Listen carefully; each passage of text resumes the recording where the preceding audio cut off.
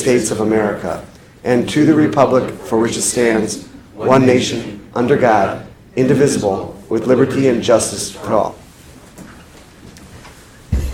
The next item on the agenda is the adoption of the agenda. We've got a motion for Commissioner Duge, second from Commissioner Romano. Please vote.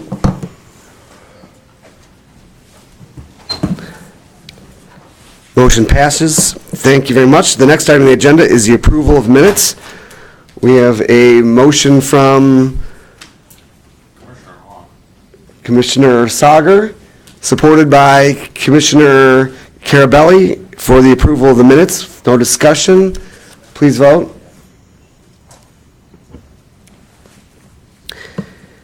Thank you. The next item on the agenda is public participation. Members of the public have 5 minutes per speaker on items on the agenda. Is there any member of the public wishes to speak? Yes, could we see the agenda, please? Copies of the agenda are located there. No further questions. Okay. Second call, any member of the public wishing to speak? Third, hearing none.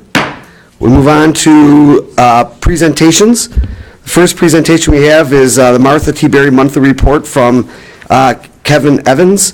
Mr. Evans, before we hear your presentation, we get a motion to receive and file, and motion made by Commissioner Leonetti, supported by Commissioner Haw. Thank you. If you could go ahead and provide your presentation. Thank you, Mr. Thank you, Commissioner. I will make this presentation as short as I am, as I see you have a very large agenda. And it's not moving forward. There we go.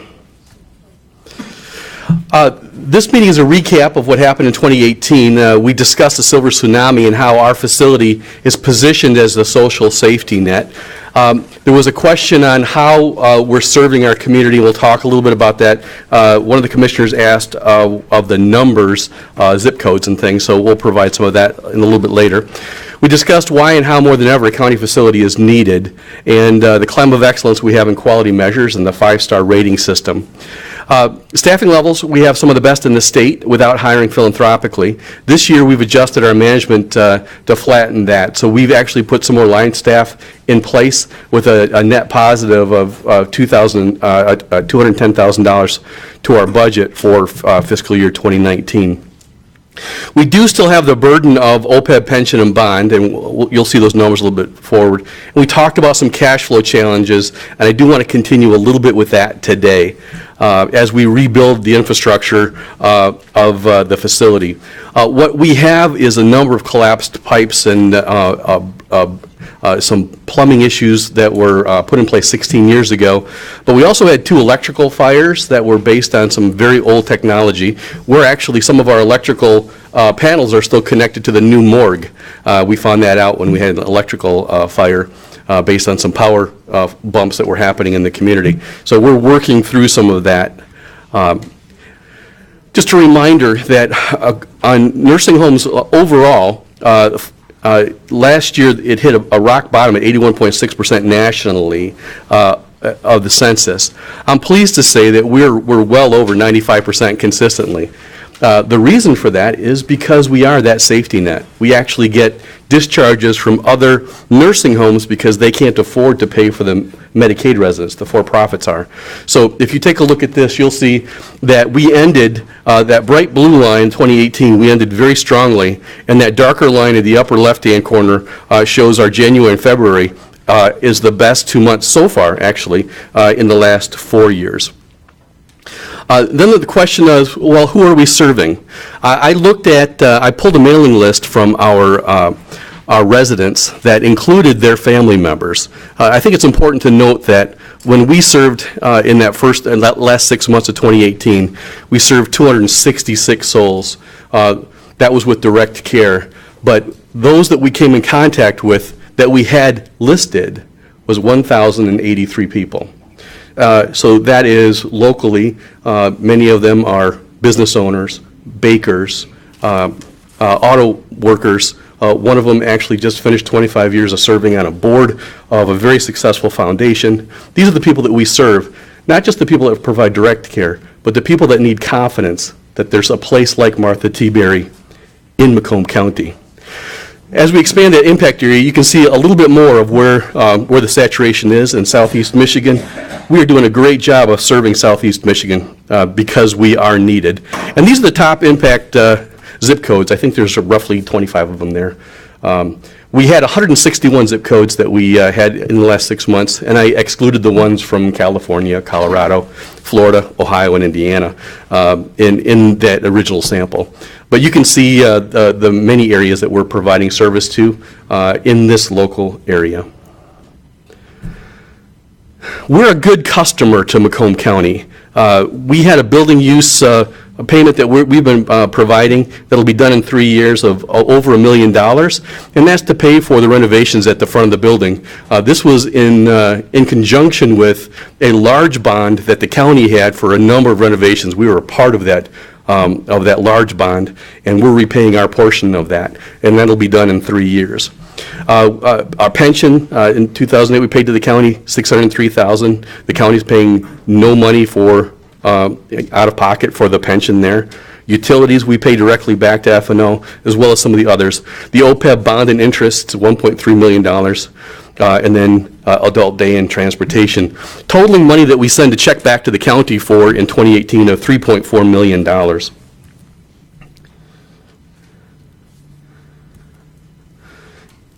What we've done at the facility, in addition to paying all of those, we're making building improvements. Because we had a bond on the OPEB, we got some money back for it. We're reinvesting in the building. And in 2018, we had about $2.8 million in construction, new security cameras, door access control, which is just a requirement, elevators that are just quite old, and electrical repairs, and other ongoing repair and maintenance. That $508,000 is a little bit lower there because we were focusing more on construction and infrastructure that is a capitalized process. The year before, we had $680,000 in repair and maintenance on the county's building.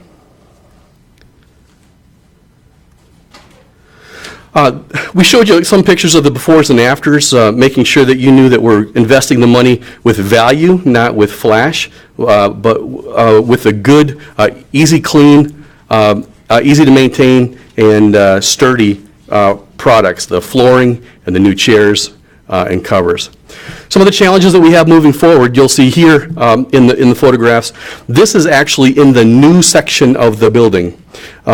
This was when we started tapping in with our renovations at the front of the house for the new kitchenettes.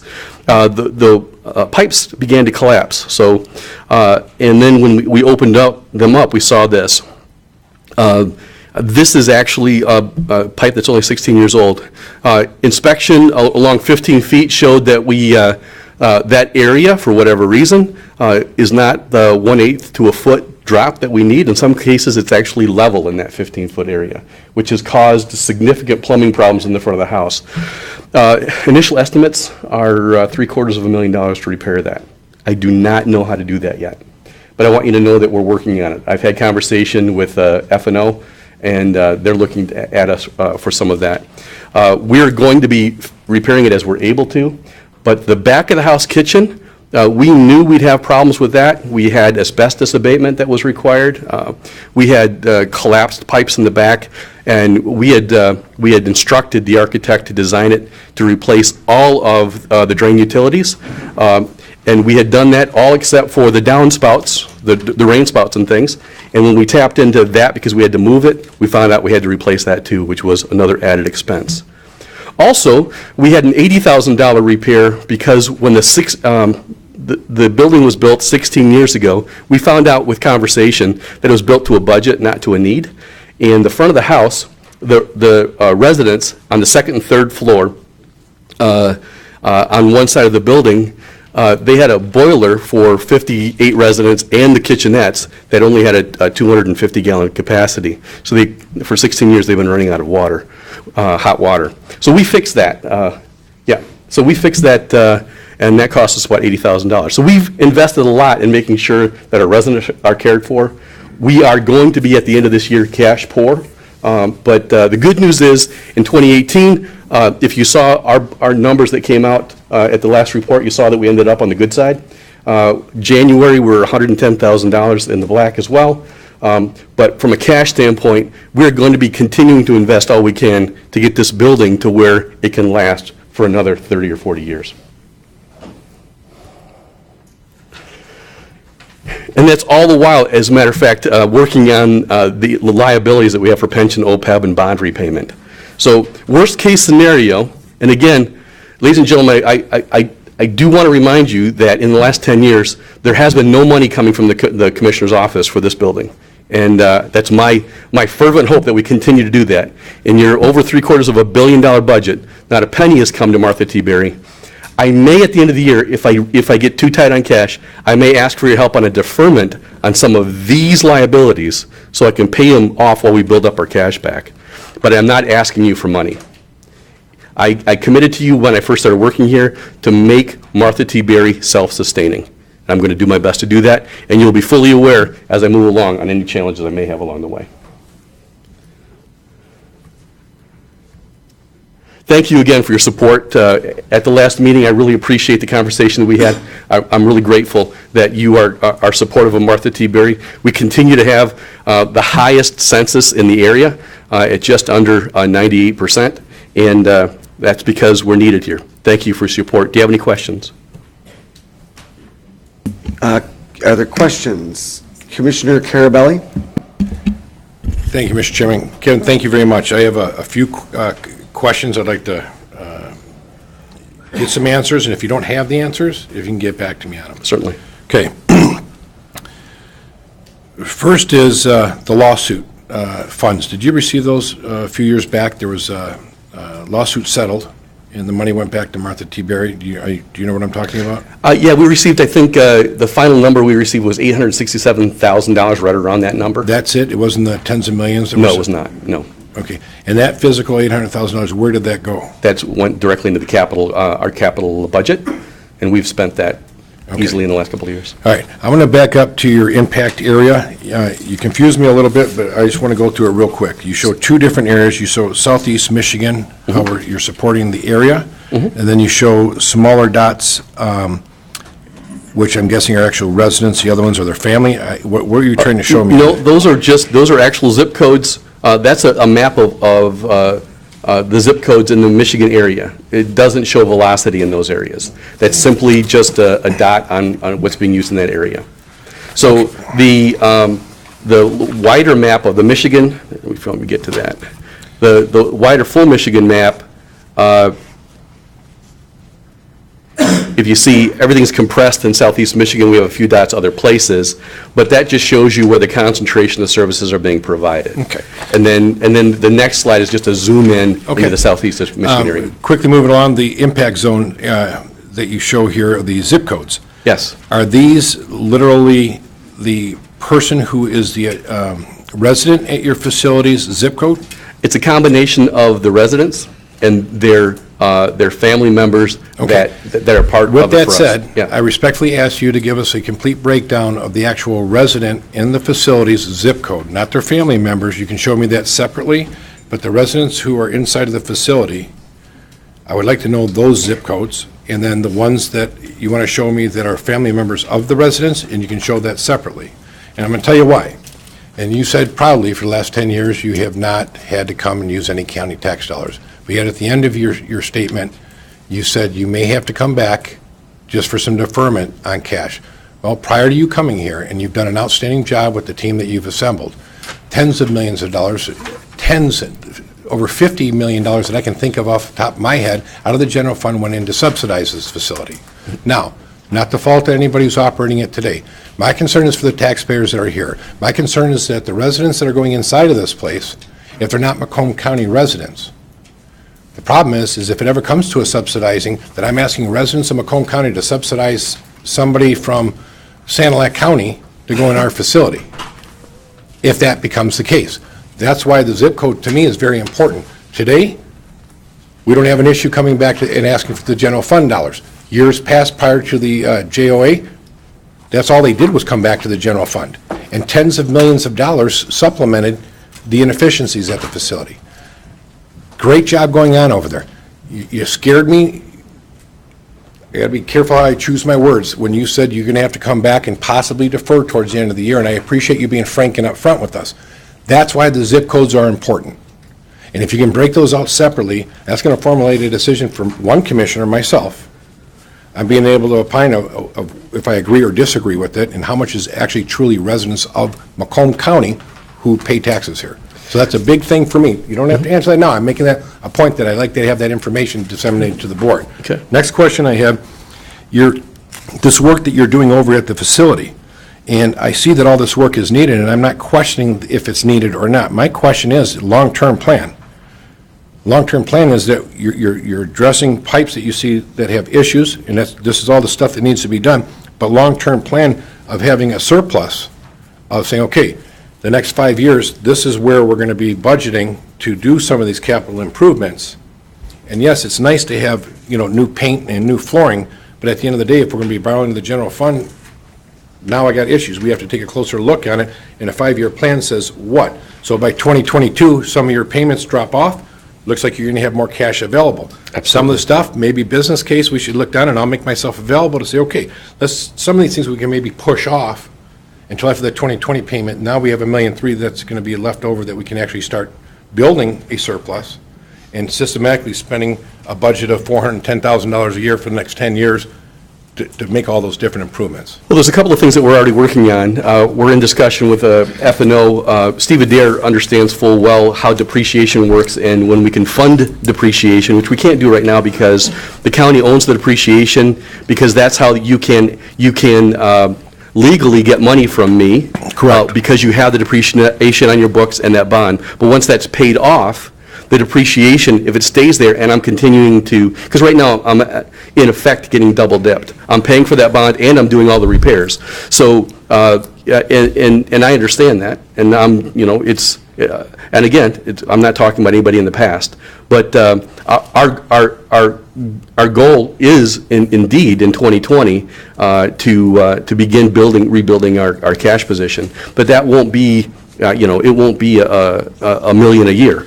So also, because we're cost-based on a reimbursement system, I have to be cognizant of what happens with our rate once those bond payments and we expense all those out. That significantly adjusts our rate, and I have to adjust my expectations of that. And I'm continuing to do that. We're doing cash forecasting with Plant Moran on that. So you can be confident that we're having that. And the reason I'm saying is I may ask for deferment. I did not state that I'm looking for general fund money coming from it.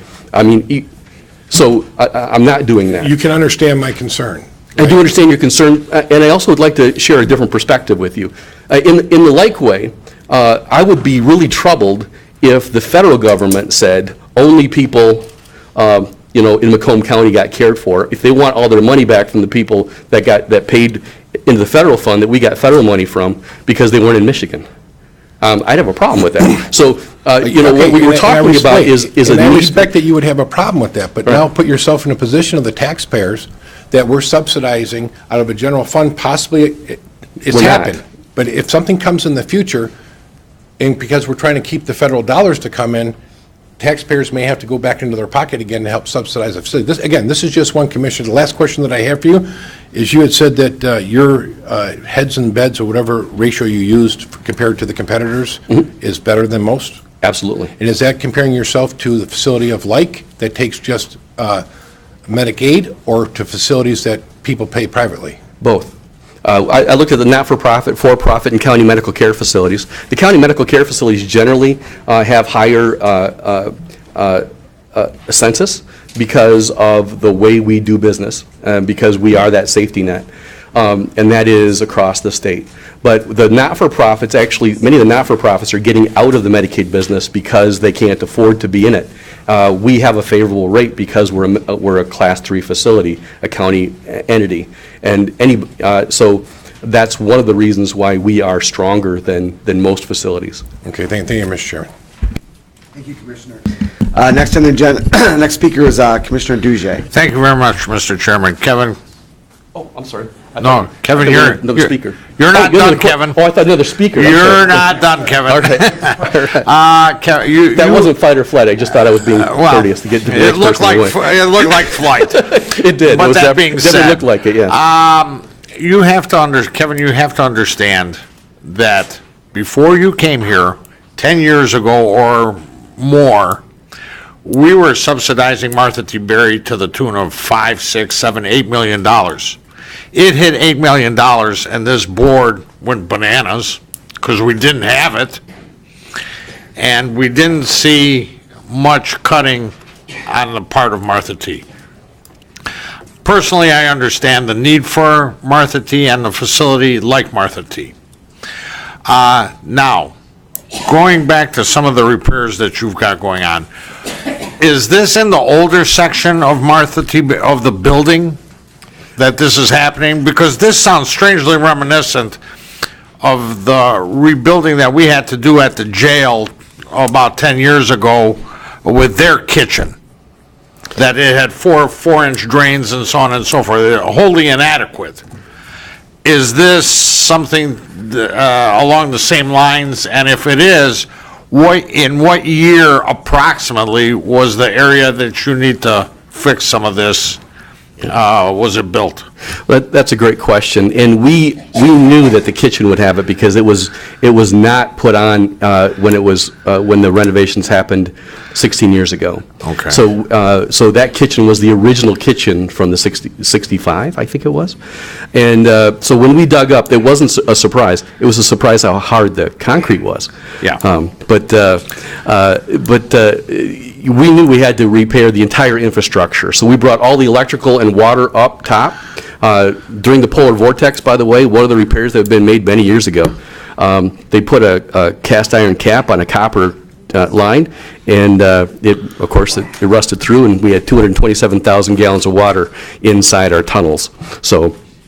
But we knew some of those things we would be fixing with the new system that we put in place, have valves, appropriate shutoffs. But the front of the house surprised us. The pictures that I showed you are on the front of the house. It's only 16 years old. So the pictures that I showed you there are only 16 years old, and I don't have a solution for that yet. That's very, very surprising, if that's how old it is, because some of the older sections are holding up better than they're holding up some of the great. newer ones. Absolutely. Last question, going to what Commissioner Carabelli was asking. Medicare versus private pay. Private pay is nice to get when you can get it. What would you say is the ballpark ratio that you've got? We have about 4.5% or 5%, depending on private pay. Medicare, we have 8 to 12%. We don't market Medicare. Okay. Our primary business is the Medicaid side, which is Right. 78 to 80%. All right. But you still get some private pay gravy in there. And I'll call it gravy for the lack of calling it something else. Ironically, private pay is our biggest accounts receivable issue. Really? Yeah. Mhm. So it's not gravy for us. Everything else we have about a 2% loss on it. We have about 5% with them. Okay. And more collections, and it's happening at an increased rate. We found that to be part of what's happening in the culture now. I'm going to stop in and go over some of these numbers with you. Love to. But I appreciate you coming in. Thank you very much. Keep up the good work. Thank you, Thank you. Mr. Chairman, wherever you are. Thank you, Commissioner. We have one more speaker, Commissioner Sauger. Yeah, Kevin, what's the percentage of population over there right now? How far are you? We serve up to 217. We have 214 there today. So Has that been- and we have 2 in the hospital. So we're, for all intents, full. All I can say is over the last 10 years, maybe longer, I've always had some commissioners here, we're going to sell, let's get rid of Martha T. Berry. I've heard that over the years, and what your report is so far now, you're making one hell of a progress over there, and keep the place open. Because I know people have been there, and I know the services you give, and you're doing a great job. Thank you. Thank you, sir. Okay, we have Commissioner Brown. Thank you. Commissioner Sauger is right. He heard many complaints. I was one of them calling for the closure of the facility because we just couldn't afford it. But there's been a change in management style, new staff in place, and not a dime's come from our general funds went over there in a long time.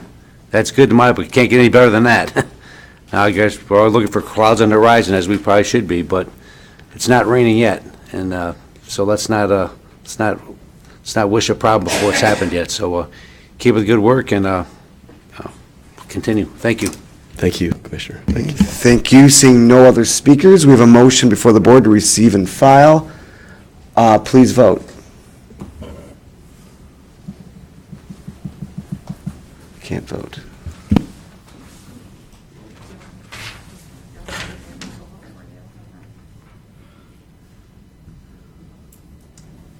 Okay. Next on the, thank you, Kim, appreciate your report. Thank you. I don't know how many votes are showing up, but mine would never. Okay. Great. Thank you very much. Okay, next on the agenda, we have a grant agreement.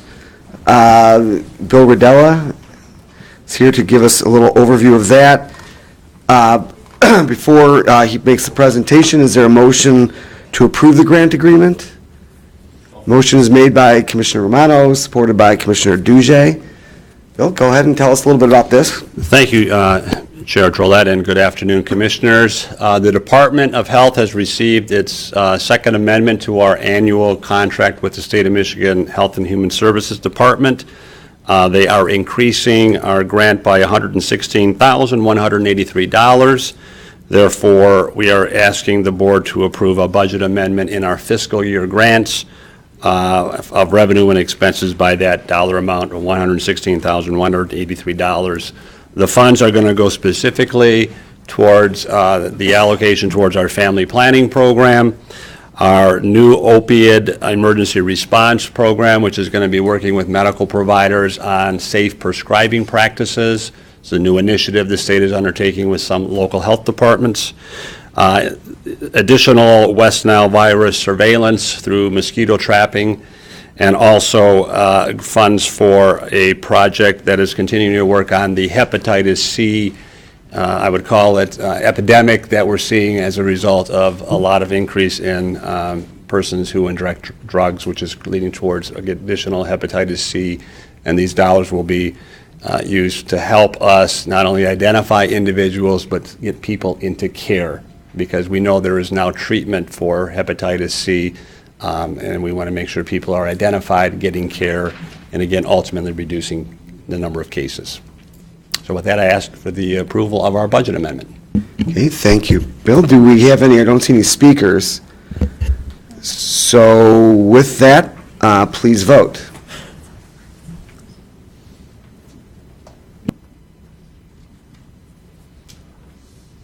Thank you, Bill. That was easy enough. Thank you. Thank you. Okay, next on the agenda, we've got a series of budget amendments that Gary Cutler is going to make a presentation on. If it's appropriate, I would be willing to take a motion for items B through F, and then have Gary speak to all of those. Moved by Commissioner Leonetti, supported by Commissioner Myjack. Okay, give us a little bit about these budget amendments. Thank you. So we have these 5 budget adjustments combined here. It is a total net increase in our budget of $364,963.96. The first item listed here is our Trauma Smart program. This would be the 3rd year that we've gotten grant monies for Trauma Smart. This is a Head Start program. The money comes through the Community Foundation of Southeast Michigan, and we work, we started working in partnership with believe it was University of Kentucky, on the development of this program. And this year, one of the major initiatives is a contract, once this budget's approved, that we will go into with community mental health to continue to provide services in the Trauma Smart area for our early Head Start programs. The second item is an increase in our congregate nutrition and home-delivered meals combined in the amount of $198,233.94. We have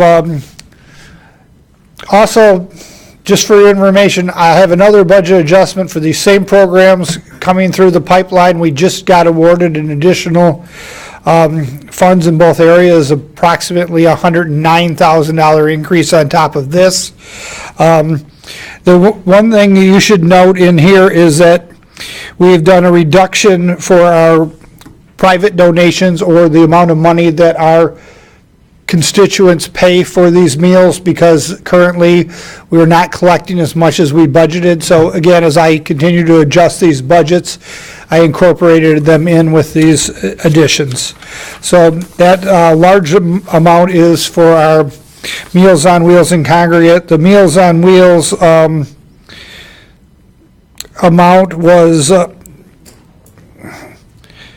$100,000 state and federal, plus we get USDA funds for each meal that we provide, so approximately $140,000 of it is home-delivered meals, and the additional funds for our congregate or our sites where seniors can go to have lunches. The third item on the agenda is for our Head Start program. It's an increase of $73,000. It's split across two departments, operations and administration. Operations at $65,509 and administration $7,558. Also in the Head Start program, we have gotten verbal approval, but I don't have anything written yet, what they're calling a duration grant. We are going to be on-stacking 4 classrooms. So right now, the classroom has a morning, like traditional kindergarten, has a morning and afternoon. We're going to be taking 4 of those classrooms and adding another 4 classrooms. So we're going to go from 4 of these stat classrooms to 8, what we call full-day, full-year classrooms, or school year classrooms.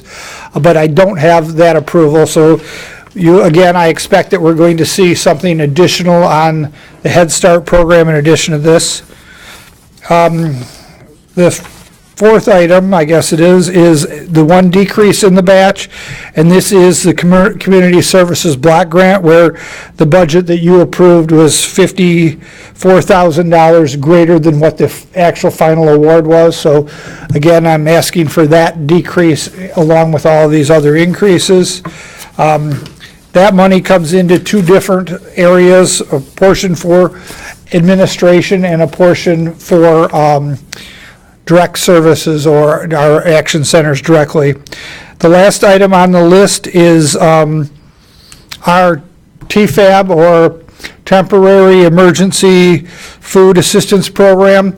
We have received some trade mitigation funds that they're going to give us money to supply, to put out additional product that we hadn't put out before.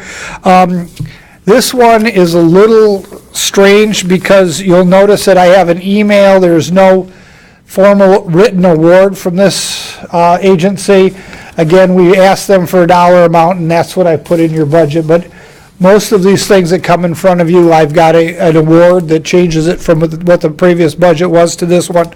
This one, all I have for support on that is an email from our grant manager. And I'm certainly happy to answer any questions. Are there any questions for Mr. Cutler? Commissioner Leonetti? Thank you, Mr. Chair. And that, good to see you, Gary. On that last one, I was looking at that email, so that does verify that we're going to get the funds, right? It's a little different than what you usually get, you know what I mean? It's, A couple years ago, TFAB quit giving us award letters. It seems very strange to me because they are part of the U.S. Department of Agriculture, so I would expect normal grant awards like we get from other people. But this is a program, and they have never, in the last few years, before that, they gave me great documentation like everyone else, but they quit supplying it. So this is a strange case, but again, I don't like to build budgets on something as basic as an email, but again, I went back with them and said, are you sure that's all just for Macomb County, not part of a bigger network? And they assured us that that was the correct numbers. Okay, if you trust them, I trust you, so, okay, thanks. Thank you, Commissioner. Commissioner Romano? Thank you, Chair. Hi, Gary. Gary, these awards, do you have a full-time staff that does nothing but apply for these, or do these people come to you? Do you go to them? How do you're getting a lot of money here, and I'm trying to figure out how you're getting it all. It's a combination of things. For example, two of these items, two of the increases, the Head Start increase and the AAA increases, the congregate and the home delivered meals, those are regular grantors that are redistributing or adding money. We have to, they announced to us that they're going to have additional money. We have to put together a budget, submit it, and get it approved from them, but they roll out that there's additional funds or additional opportunity. The first one on the list is Trauma Smart. This was completely done by our staff, writing grant applications, et cetera, to try to bring in more money to serve the community further. The last item, that increase, was just additional money that came in to the TFAB program, and because we're part of the network, they're distributed down to their network of places that do it. So it's a combination of us getting just awarded money and us also going out and seeking funds. So when you seek these funds, you still have to substantiate to these people what these funds are for, what you're going to be using them for, and they, actually, what is it? They show you how much money they have, and you try to get a piece of it by substantiating what you're going to use it for. Simply. Some go both ways. We are given, for example, we just applied for an adult day program that we partner with Kevin Evans at the Martha T. Berry with. They said that there was additional funds. Again, we asked for items that we wanted, and they excluded one of the items and gave us the other thing. So we're able to extend services on Saturday to the seniors at Adult Day, where they told us that they had money and we had to apply for it. Again, we don't ask for money that we think's frivolous, but we ask for what we expect. For example, in the Head Start program, they told us that we could expand, we could on-stack classrooms if we qualified under all of these things. So we turned in an application to on-stack 3 classrooms because that looked like it was the most that they would give us. They reached out to our program people, and they pulled me into a room for a meeting at 3 o'clock on a day, and the next day by the close of business, I had to give them a new budget to on-stack 4 classrooms. And again, this is a regional office, so I don't know if other people didn't apply and there was more money in the pool or what, but it's a constant changing landscape that we're looking at for funding. Thank you. You know, Gary, I have to echo my other commissioners. You're doing a great job, and I mean that. You're doing a great job, and everybody here knows I like grant money. Grant money's good, so just keep up the good work. We appreciate it. Again, it's mainly program staff, and I've got a good fiscal staff over there too that does most of the heavy lifting. But thank you. That's all I have. Thanks, Chairman. Thank you, Commissioner. Are there any other questions for Gary? Okay, seeing none, we have a motion for items B through F. With that, please vote.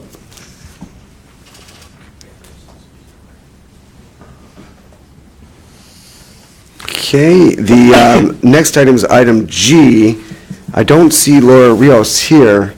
I'm going to go ahead and postpone that item to a future agenda until we have an opportunity to hear from Ms. Rios, unless there's objection. So hearing none, we'll go to correspondence. If we have a motion to receive and file in this entire items A through C, made by Commissioner Brown, supported by Commissioner Leonetti. Any discussion? Seeing none. Oh, wait, I'm sorry, Commissioner Leonetti. You know, the Meals on Wheels program, I do volunteer. I go out every other Friday for it, and they are desperately in need of volunteers. So, you know, if you get a chance to do it, I tell you what, I do it on my lunch hour. I'm done in an hour and 10 minutes, and it's a cool experience. So, you know, I know we're all busy. We talked about this earlier, Commissioner Carabelli, but it is a neat program. Thank you. Okay, thank you, Commissioner. Any other commissioners? Okay, seeing none, we have a motion to receive and file all three items. Please vote.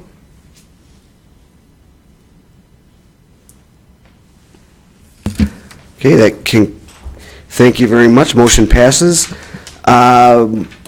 that, we now turn this over to the Finance, Audit, and Budget Committee considerations, and Chair Kleinfeld. Thank you. Before I move on to that, though, G was a bypassed item, so there must have been a reason for that. Was that something that needed to be taken care of at this time? Yes, she needed that money to pay someone who was working during tax season, but when I talked to her, she did understand it would still be reviewed at a meeting. So I think Commissioner Drolet It's money coming in. Oh, right. Right, so if we need it, would you be opposed to us going ahead and voting on that, Commissioner Drolet? I would not be opposed to it, though. I think as a courtesy to the commissioners, if they had questions about the item, that we have somebody here to answer those questions. But if it's the wish of the board, then we can go ahead and move back to that item. It was already approved. The bypass was complete. It was just an opportunity for the rest of the board to review it and her to answer any questions you had. Oh, it's already taken Yes, place. yes. Okay, yeah, I'll let you, go ahead, speak to it, Sheriff Thanks. Smith. I spoke with her yesterday. This was to cover something to do with their tax preparers.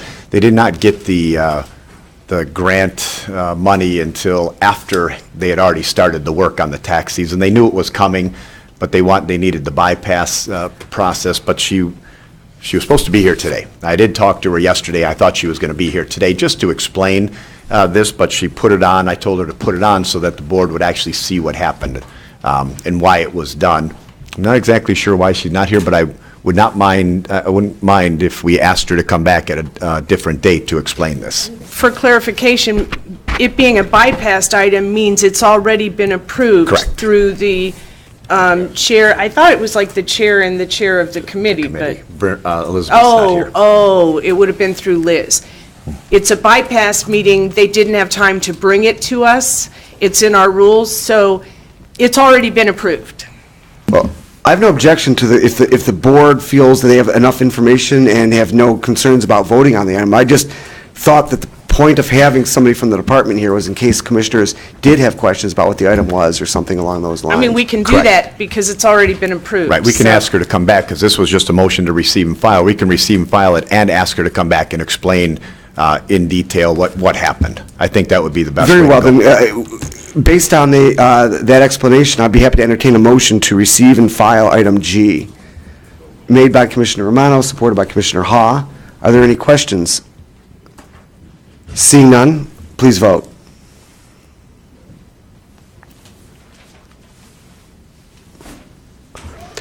Okay, thank you, commissioners, and Commissioner Kleinfeld, you're on. Okay, and if we could, I think that the votes aren't showing up on our screen, so if we could have the vote announced after these from here on out, so that we know. Thank you. Okay, so the first item up is, I'm going to turn it over to Chair Smith to talk about the motion that's in the agenda. Great, thank you. So I'll speak to this motion with some other things that I have to say, but I want to make a motion, and a few of us have discussed this, that the chair and vice chair of the Finance, Audit, Budget Committee shall coordinate all board actions related to the audit of the forfeiture funds handled by the prosecutor. Board staff and the board's independent counsel and the audit firm shall report to, operate exclusively at the direction of, and communicate directly through or at the direction of the chair and vice chair of the board's Finance, Audit, Budget Committee in all matters related to the forfeiture fund audit. So I'm making a motion for that, if I could get a second for that. Commissioner Leonetti. And can I speak to this and another Okay. thing? Go ahead. Laughing because I didn't pick Leon. I would have sought a second, but go ahead. It was Leonetti. So, to go along with this, I've spoke with a few commissioners, and we are looking at the perceived conflict of interests here. So, as a board, we're looking at it from both sides, and I'm looking at it from our side too, and I want to make sure that the perception is reality type of an event doesn't fall on us. So, I've had discussions with several of the commissioners, and I want to make sure that they know that all of the conversations, all the communications will direct through the commissioners to my right and to my left. To go along with that, in order to keep with the board's attempt to keep the perceived conflict of interest out of our decisions, I'm also going to be abstaining from this vote. I don't want to even have any appearance, whether it's 12-0 or not. I don't want to be the one in this conversation as having some influence in this vote. So I'm just telling you what I'm going to be doing, but I am, on the motion, I'd like, obviously, we've had some help with this motion, and I think that it's a good motion for us as a board. Okay, thank you. Are there any other questions regarding this motion? Commissioner Romano? Thank you, Chair. Why is this necessary? I mean, why is this motion even necessary? Why didn't, if, I take it you're saying board chair doesn't want to be, even vote on it, just exclude your, go ahead. No, this is If I- separate than the vote, if you don't mind. I mean, because my motion is okay. Go ahead. And then, if I don't, this is separate from the vote. This is a concern that whatever information that the audit firm might find doesn't come to me. And the perception could be that if they came to me with something, I might block them for some reason. And I think that all of us know, and I know, that that would never happen, but we're looking at sometimes perceptions here, and that's one of the reasons we're here, some of the perceptions. So with Veronica and Jim being the chair and vice chair of this, I don't have any issue at all with them having all the, matter of fact, I kind of like them having all the communication and all the direction ability for this firm, whatever firm we end up choosing. In any other information that's received from this audit would also be shared with the entire board. Is that correct, Chair? Yes, you, Okay, that is just through the process of the audit. If they need us to look at something, if there's anything we need to take to the board, if there's any information that they need help with the staff getting or something, this is just through the process of the audit. The audit itself is going to be presented to this entire board. Thank you, Chair.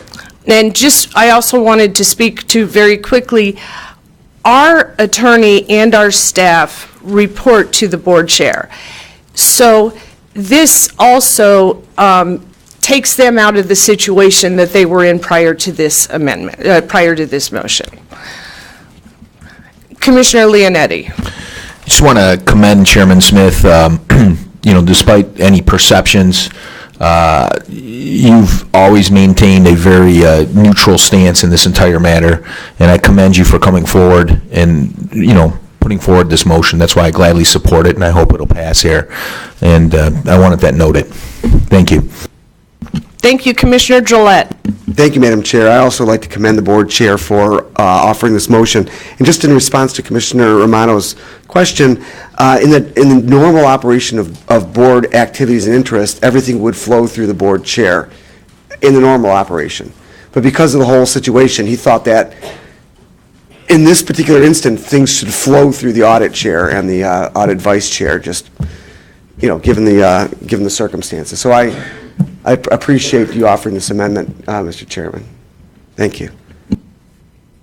Okay, seeing no other speakers, please vote.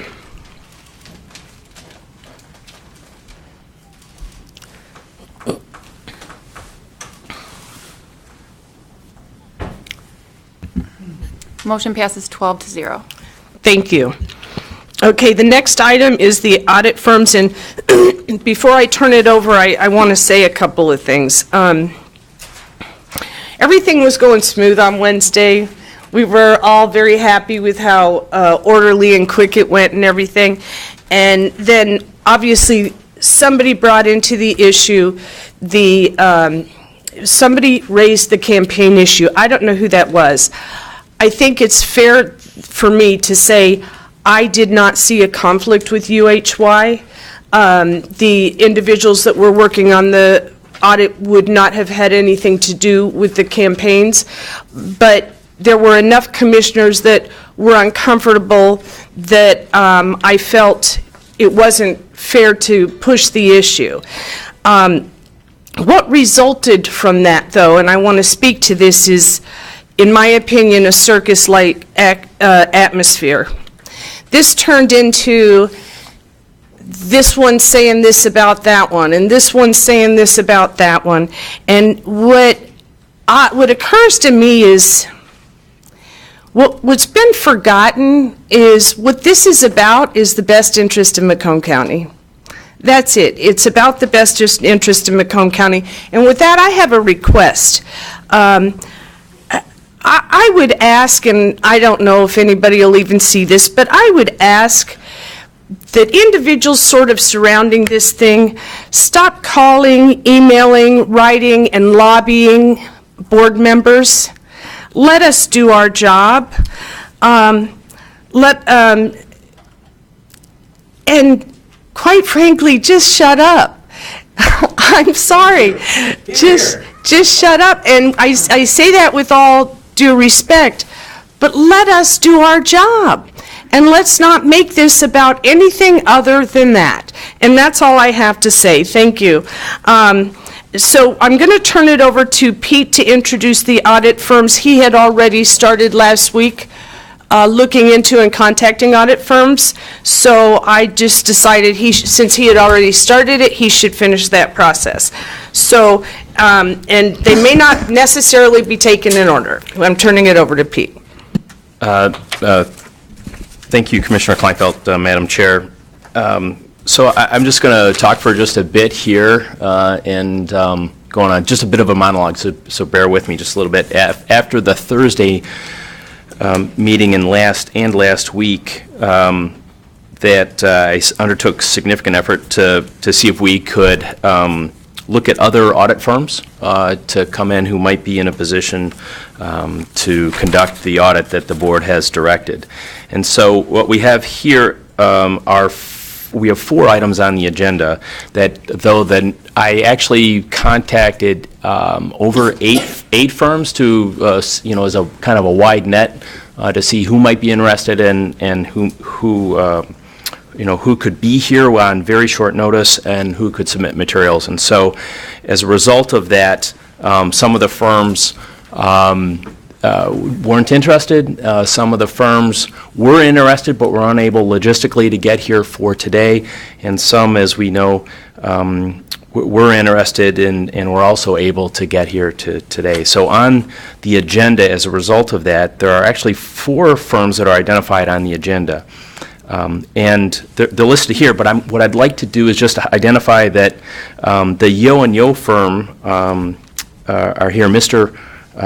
O'Sullivan is here on behalf of Yo and Yo with his partner Jamie, and I'd like to see if we could take them first. I think either we drew lots or they have 2 people, so they have, in the other firm, Mr. Sewell is here, and he's just 1, so we thought we'd take the 2 first and perhaps send them on their way.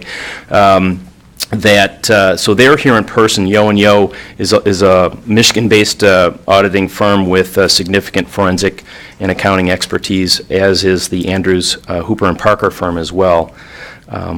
And so I'll touch on that in a second. So the 2 local firms are here in person. The other 2 firms are national. BDO USA LLP, which is commonly known as BDO Seidman, is a national, if not international, outfit. And then the Deloitte firm is international, has a Michigan-based office as well. But they were unable to be here, but the materials are in there, and I can speak to that because I've had conversations with those people. So with that, just to let everyone know, too, 1, thank you to Mr. O'Sullivan and his team, and also thank you to Mr. Sewell, who's actually not here, and I'll explain that, for on short notice coming. I very much appreciate that on behalf of the board. So typically in this this type of public environment where you're looking to interview or ask questions of professional services, you would kind of structure this where one outfit would be here, so their competitors, if you will, aren't sitting in the audience. So Mr. Sewell from the Andrews firm is, to use the phrase, cooling his heels in the library, enjoying the coffee. And then when the Yo team is done, then we'll ask him to come in. And then they both were kind enough to agree that when their interview is done and the questions, and you've asked all your questions with respect to their potential engagement, that they would then would leave you then the ability to have a conversation about who to select, and that we would then advise if there's a decision to be made today. So with that big picture overview, I think Mr. O'Sullivan is here on behalf of Yo. I would then call them up to the podium. Their materials begin on page 136. Sure. Either to you or to the attorney. Based on all that was transpiring last week, what criteria was used to pick these companies?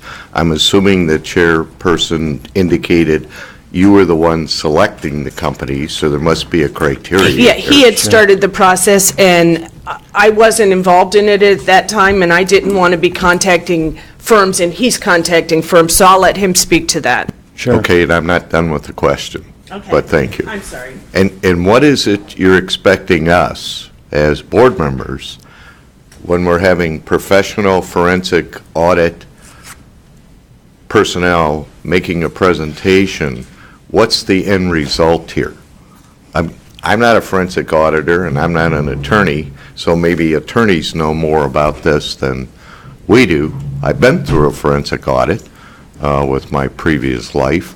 So what is it you're expecting? So at the end of whatever is transpiring here, we at least know what the chair or you are expecting. Sure. So there's... Thank you, Madam Chair. Go ahead. If I may. So there's two parts to that. I'll address kind of the first part, and that is what is the criteria? The criteria is candidly any firms that have recognized forensic auditing and investigatory experience.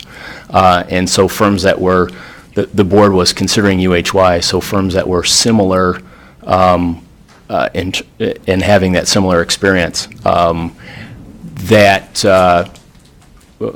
Beyond that, availability and willingness is what drove the four that are here. There are a number of, I contacted looking at just general reputation and doing some research from a number of sources to see what recognized accounting and auditing firms that had forensic experience and expertise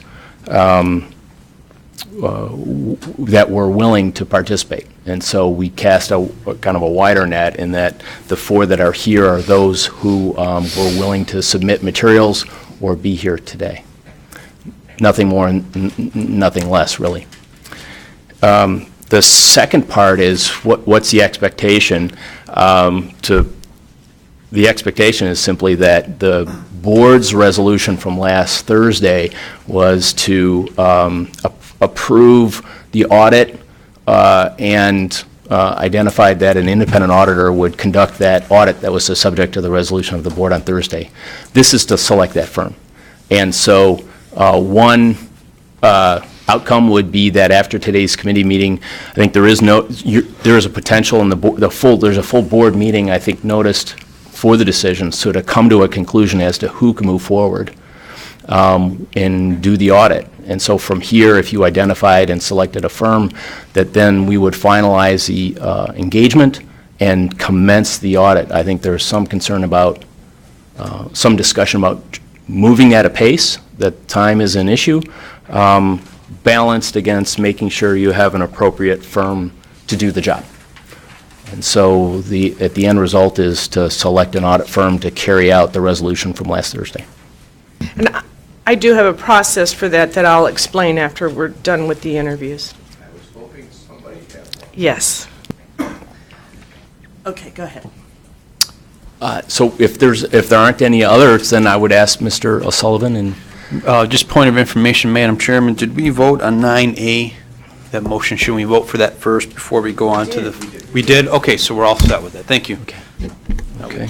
And so Mr. O'Sullivan, just for, the board has the hard copy of the printout of the materials that you were kind enough to submit. And for the board, the Yo-and-Yo materials start on 136. And I should note, I guarantee you someone's going to ask the question, Mr. O'Sullivan, that as part of your email where you transmitted the materials, you're referencing the hourly rates, and so you're going to get asked questions about that, so you might want to just speak to that. Thank you for the heads up. Yes, thank you for your time today. My name's Tom O'Sullivan, as Mr. Webster mentioned. I am a CPA and a certified fraud examiner with Yo-and-Yo. I'm one of the managing principals, and I'd like to introduce one of my partners, Jamie Rivette. I'll let Jamie give her credentials. Hello, my name is Jamie Rivette. I'm an audit principal. I specialize in governments. I have over 18 years in auditing governmental entities. I lead our government services team for our firm, and I'm a CPA as well as a CGFM, which is a Certified Government Financial Manager. Thank you, Jamie. As Mr. Webster mentioned, part of the packet that we put together gives the bios of our team, our litigation support team, Jamie from our assurance team, and a group of people who will be part of the team to go forward if we were chosen as the auditors. Also in our packet is Mr. Webster had asked for some experience that we have, forensic accounting experience, so we obviously were very vague in some of that experience, which we need to be. Also, any work we've done in Macomb County in terms of school audits or government audits. So there's a list of those there, and as you can see, we're quite active in the county in terms of that. If the board would allow, obviously any questions we'll take, but I just wanted to give an idea of the procedures that we would use, kind of the process for this forensic audit. Basically, we determine it'd be a three-stage engagement. First stage being discovery, inquiries, and fact-finding, which would include, we anticipate things like talking to the county auditor to see if they've had any audit these funds in question, to see if they've had any issues with those, any findings with those funds, if they've even audited those.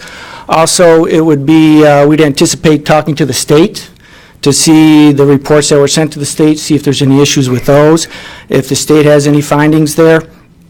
And then the nitty-gritty of the forensic audit, if you will, the looking at the actual bank statements for a period in question, bank statements to look for disbursements, to look for funds coming in, to make sure there's records, make sure the records match. That would be what we determined to be the first stage. The second stage then would be where if there's anything in question, any missing documents, anything that comes up that we need to do further inquiry on, we would do that in that stage with Ms. Kleinfeld, Mr. Carbelli, and Mr. Webster, who we would go throughout the whole process. The third stage then would be obviously writing a report and presenting that report with any of our findings. Part of that stage we'd be available for anything coming after that in terms of either any civil litigation, criminal litigation, expert witnesses, we'd be available for that too. We do think that we're uniquely qualified in this in terms of our teams, in terms of Jamie's experience with governments, with government auditing, and with our assurance team and our fraud and litigation team. We do a lot of this work, and we do feel we're uniquely qualified to do it. If there's any questions, concerns? There's a list here. Commissioner Haw, was your name on from the previous time, or do you? Okay. I just want to correct something before I call on Commissioner Kraft. We're not setting it up so that you go exclusively through our attorney. Okay. I think that would cost a lot of money. So, Very good. I do too. no offense, but I don't want to pay for you to tell him and then pay for him to tell me. Of course. So what we are trying to set it up is, we'll be communicating with each other, but any time that you feel that there's something that our attorney needs to be at, or I feel, or Commissioner Carabelli, and he'll be either with us on the phone or at a meeting or whatever we're doing, he'll be involved, or everything will be relayed to him. But unless we reach a point where you feel that we need to have a conversation with him, and that may very well happen, that's just what our intent is. Very good. Okay? Commissioner Kraft. Thank you, Madam Chair. Thank you for being here today. My main question for every firm that was coming in today was going to be, what was your experience with government firms doing auditing? You laid that out very plainly, and I really appreciate that. My question, I guess, on top of that would be, I see that it says that there's government audits and things like that, but are any of these forensic audits? I look at the audit as, we do a county audit, but then we also do the forensic audit, and then on here you have just audit. Did you do a forensic audit on any of these entities? Not on these entities, and we can't really state who we did them for because of the need to remain independent, and that information isn't always public. But we do have some specific ones that we have done that are related to municipalities. I also have done some special projects for some of my larger cities too, which really are similar in nature as their agreed upon procedures. So we really lay out, this is what we're going to do, A, B, and C, this is what we do, and then we report back on that. Great. So we do have experience doing that, and we have had a couple of municipalities that have fraud where they have called us in. Great. Thank you very much. Thank you, You're Madam Chair. Thank you. Commissioner Brown. Thank you. This is a question that will be asked of all of them. What resource do you have to bring to bear? What is your staff size to be able to gather the research? I mean, there's a lot of data that has to be gone through, sorted through, researched, checked, find records. It's going to take some time. It'll be quicker the more staff you have. Yes, sir. So I'm interested to know what type of staff do you have behind your firm to help beyond the principals that you listed here? It's a good question. Firm-wide, we have over 200 associates, all within Michigan, 9 offices. So our assurance team is, I don't know the exact number, but I anticipate pulling from our assurance team 45. Thank you, Jamie. And then our fraud and litigation team is roughly around 12 people.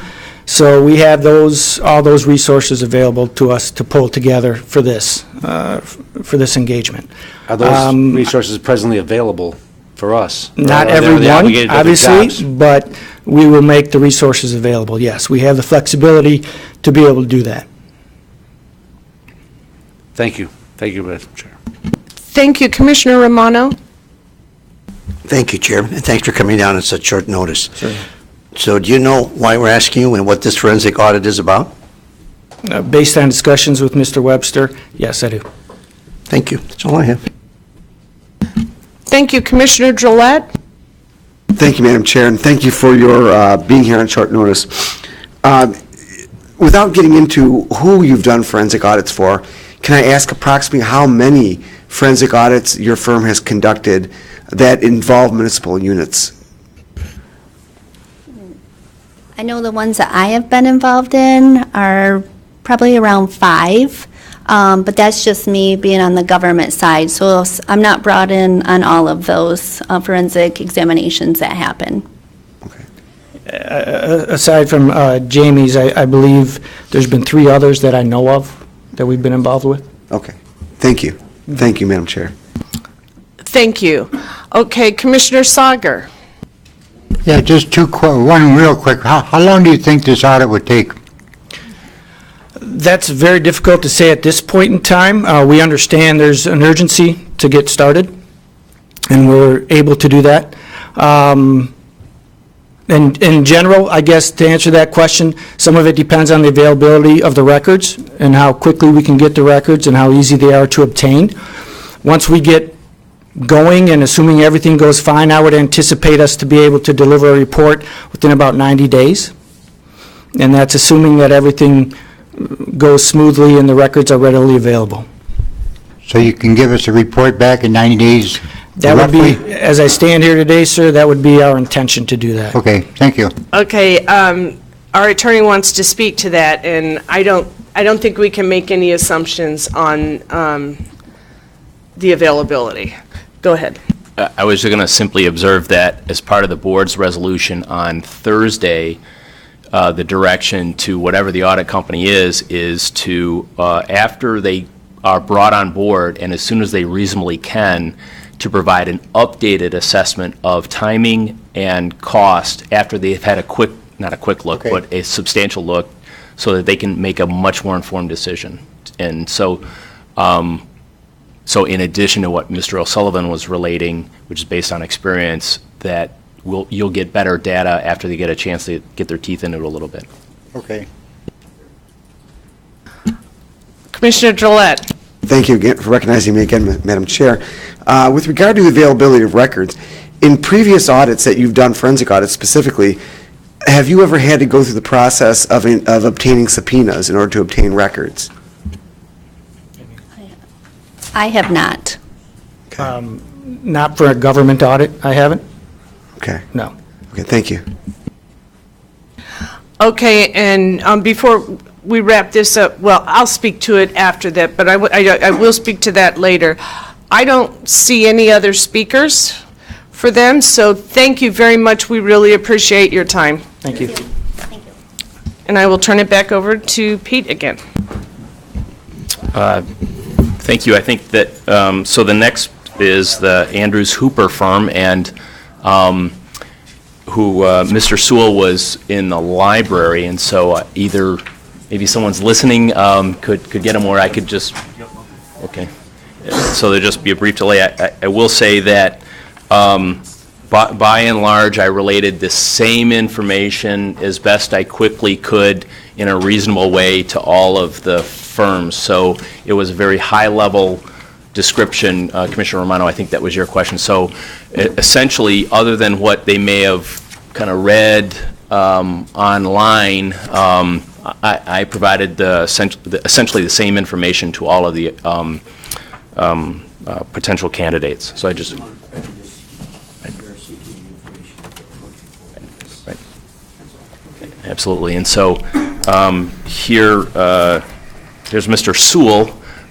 Again, I express thanks to both the Yo and Yo firm for coming on short notice, and for Mr. Sewell on behalf of the Andrews Hooper firm. The materials as part of the board packet begin on page 114.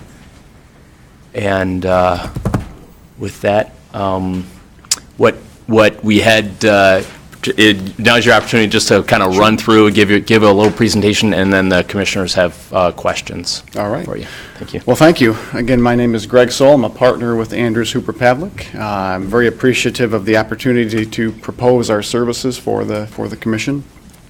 So you do have some information about our firm, about some of the players that we have selected for the team, for the engagement, as well as a kind of an overall work plan that we put together based on the information that we had as we were working through the proposal. Just walking through a couple of different phases that, as we thought about the information available, what would we do in this type of situation?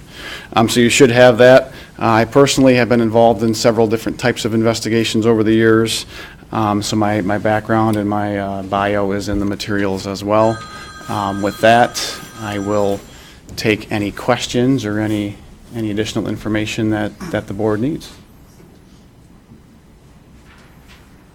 Commissioner Gillette. Thank you, Madam Chair, and thanks for being here on short notice.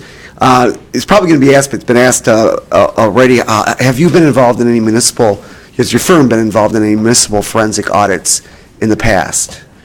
We have, yes. And have any of those, well, approximately how many forensic audits, municipal related, has your firm been involved in the last several years? I'm aware of 2. Okay.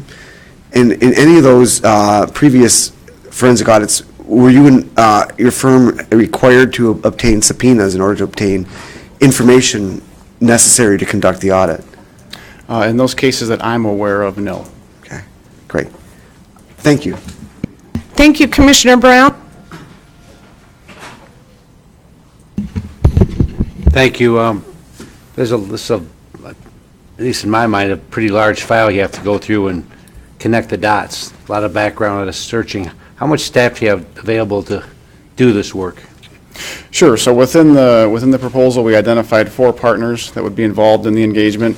Myself and another individual, Dwayne Rowell, would be the lead in terms of the day-to-day on-site work. And then we also identified 1 senior manager and 2 managers as part of our team to go through the analysis as well. And we would also staff it with staff accountants and senior accountants as needed.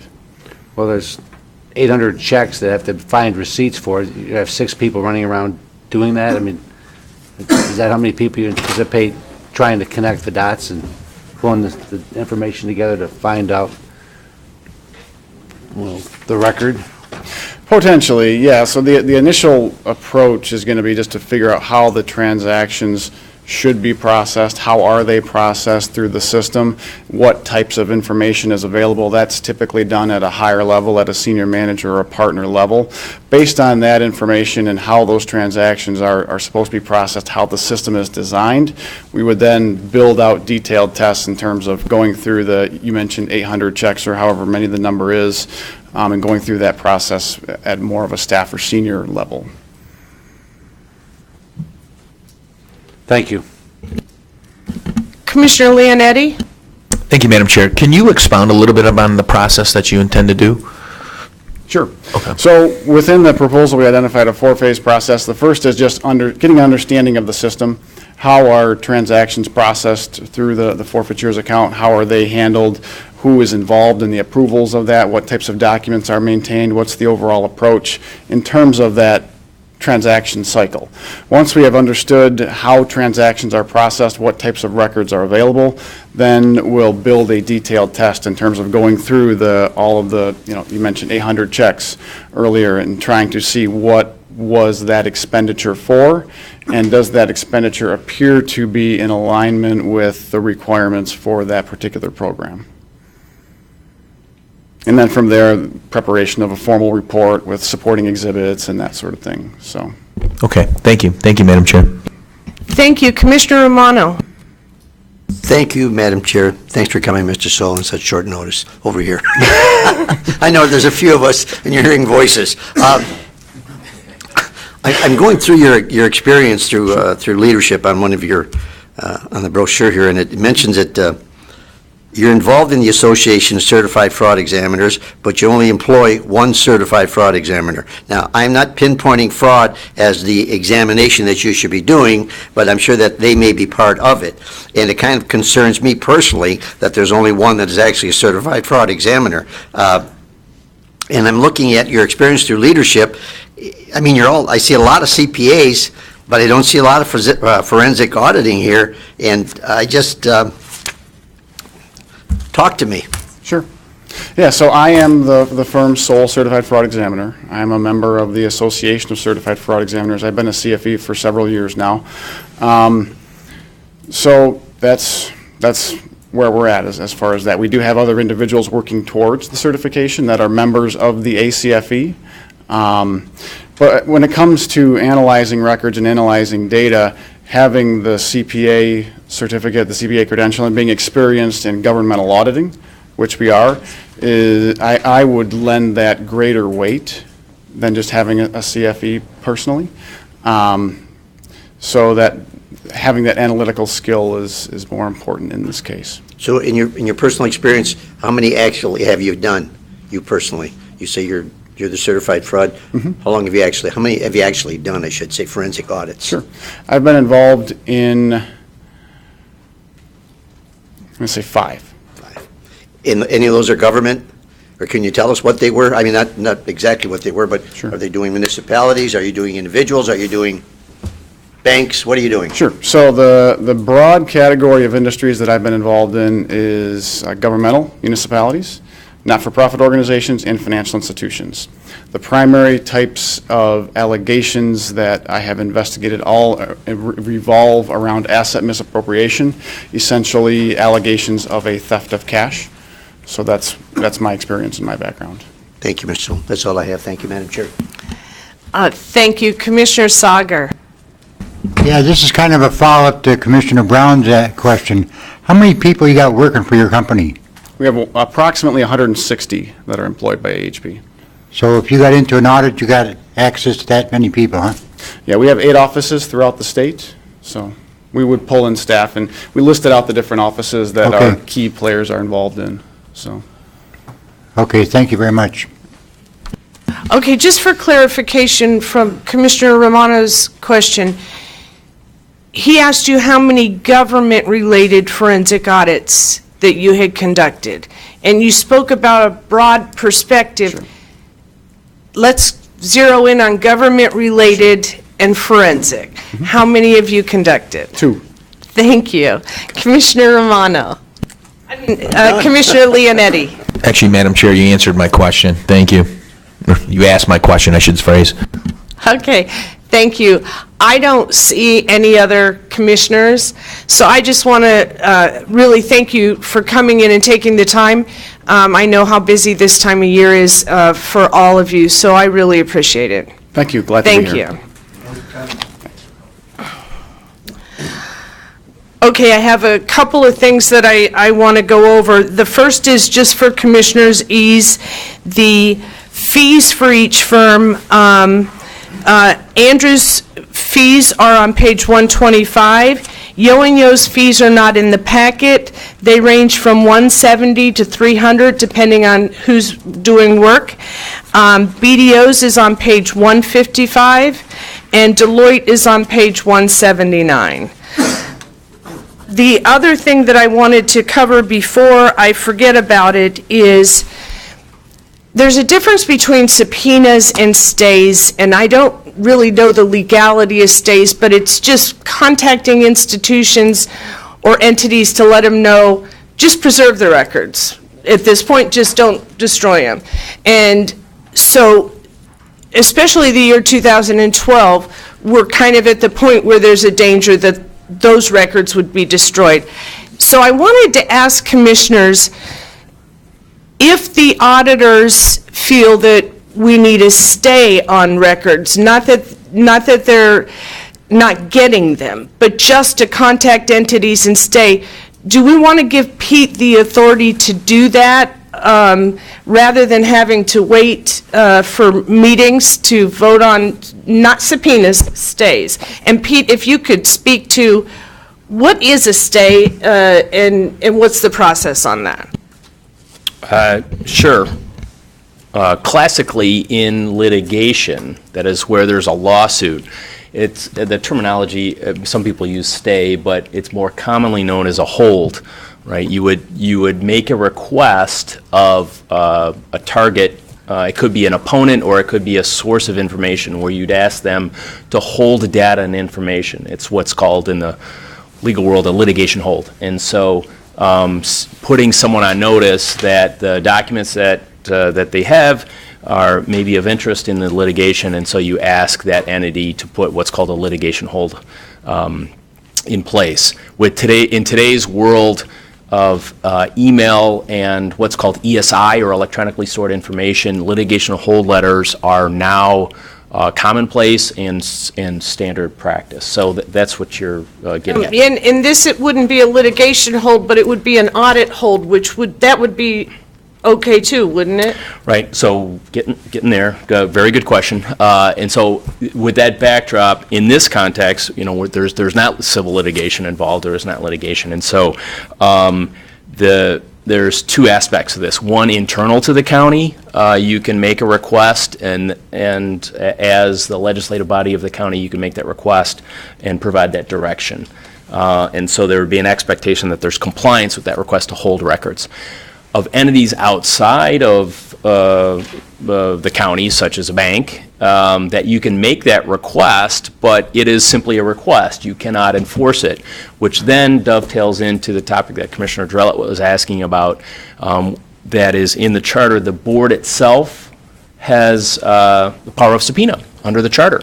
And so as a consequence, in by way of example, the board in the past, before my time, so to speak, the board has issued such a subpoena to compel documents in the appearance with respect to the medical examiner. So, but it's relatively a rare procedure that you have undertaken. So you could do that. In this context, I don't think you've done it before. That said, it's just a subpoena of this body, and it's just a name that's in the charter. And so I've mentioned before, and also I'll say here again, that a subpoena, so a subpoena could be issued. It is not what you might think of normally, and that is, it's not a court issuing a subpoena. It's simply you guys as a body. There's a difference under the law. So a court, when it issues a subpoena, that's a court order, and there's a force of law. That is, there's a constable behind that order. Here, there is not, unless you went to court to enforce it. So I would just mention that to you as well. So all that said, as part of the audit process, if there is a request, like on an expedited basis, to move forward to ask entities to hold data and information, we would coordinate with the auditor to make that ask. Right, so I'm not talking about subpoenas at this point, just talking about giving him the authority to contact entities and ask them to hold the information. We wouldn't address, if they're refusing to hold it, we would address that at a later date. Are commissioners okay with that? Should I make a motion to give him that authority, or Commissioner Ha? Thank you, Madam Chair. I just have one question. Yes, I'm in support of it, but request of whom? How do you know who to send this request to? Well, I think that the auditors would make the determination, but I can tell you right off the top, I'm concerned about contacting the banks of the credit cards to get a hold on their records so that they don't destroy records from the past, unless they've already done so. But I think the auditors would be making that determination, and then they would be talking to Pete about it. So you're talking about a very rapid turnaround time here. Oh, well, I'm hoping I'm hoping we're not going to wait till we meet okay, there's a whole bunch of people, and you're the first one in line. Is it with respect to this? Okay, thank you. Go ahead, Commissioner Carabelli. Thank you, Madam Chair. To this, without objection, the rest of the board members, if a stay is needed, I have no issue with the chair of the auditing committee directing our independent counsel to issue if requested by the auditing firm. Is there any objections with the? I may. I have no objections to the litigation hold letters. I think that's what we're talking about, right? Not the subpoena. Not the subpoena. You're talking about litigate. You said a stay. I think you meant litigation hold, right? Well, she called it stay, whatever terminology is. Whatever you want to call it, right? Okay. The only question I have, and Pete, you'll have to forgive me for this, do we have to use you, or can we use Corporation Counsel to send that? Since we're part of the county and they're also our counsel, it would save us a few dollars, Pete, and I'm sorry from attorney to attorney saying that, but I'm looking out with my commissioner hat for the county taxpayer. Sure. Okay, I guess Commissioner Drollet, do you? I'll defer to Commissioner Romano. Okay, Commissioner Romano. Yeah, and I understand Commissioner Leonetti's concerns about the financial end of it, but as all of us commissioners know, Attorney Webster's been on this from the very get-go. I think he has told both hands into it, knows completely what's going on. I'm sure Corporation Counsel could be brought up to speed, but if I have a preference, I would rather use Mr. Webster here. My 2 cents. Commissioner Drollet.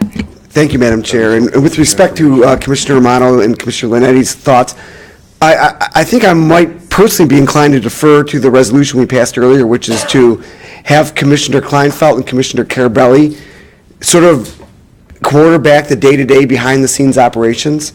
And if there's a need for the board to be engaged in, let's say, making a decision on subpoenas or some formal way, but I worry that we could be here a very long time deciding which bank should be contacted and should they be told to stay or hold. And I think that we should leave that to Chair Kleinfeld, Vice Chair Carabelli, and they can work out, should be corporation counsel, should be PED, when it should be done, and those day-to-day type things. You know, if I may, I would agree with that completely. I agree with the idea that it's going to be quarterbacked by the audit chair, so I have no objections to that. It was just a point I wanted to bring up, more of a question than anything else, for their consideration. Thank you.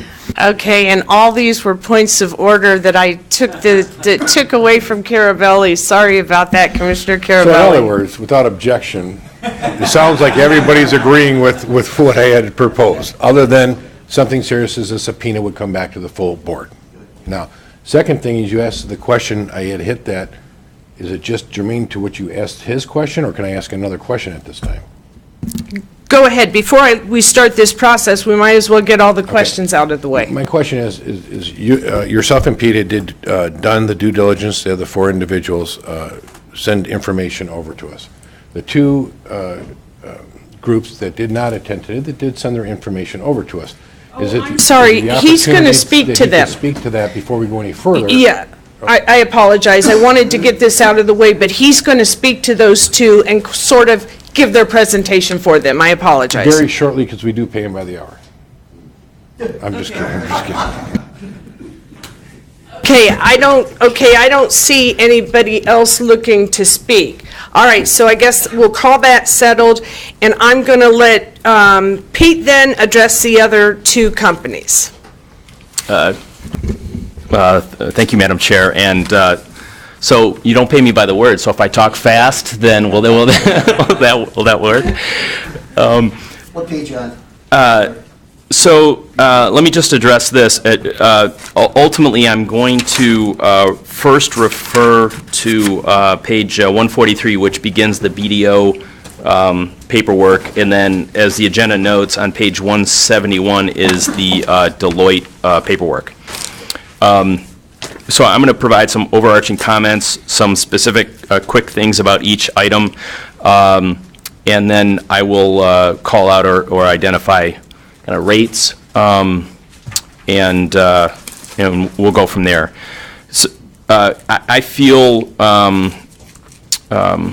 I have a lot of self-satisfaction in pulling kind of all this together within the short period of time that we did to cast a wide net and then get this down, and then again, very much thankful that the two Michigan-based firms were able to get people here to answer some questions. The two larger firms that it immediately comes to mind that we have two local firms and then two national or international firms. So that's a kind of a big inflection point. It might be something to consider, as part of your decision making. And so these larger firms are this. I'll start with BDO. BDO has two offices in Michigan, one in Oakland County in Troy and one in Kent County in Grand Rapids. And so they have auditing and consulting services. They are full service auditing, consulting, forensic investigations. They're major players across the nation and internationally with respect to that. And so in terms of bringing bodies and resources and the like to bear, they have that experience.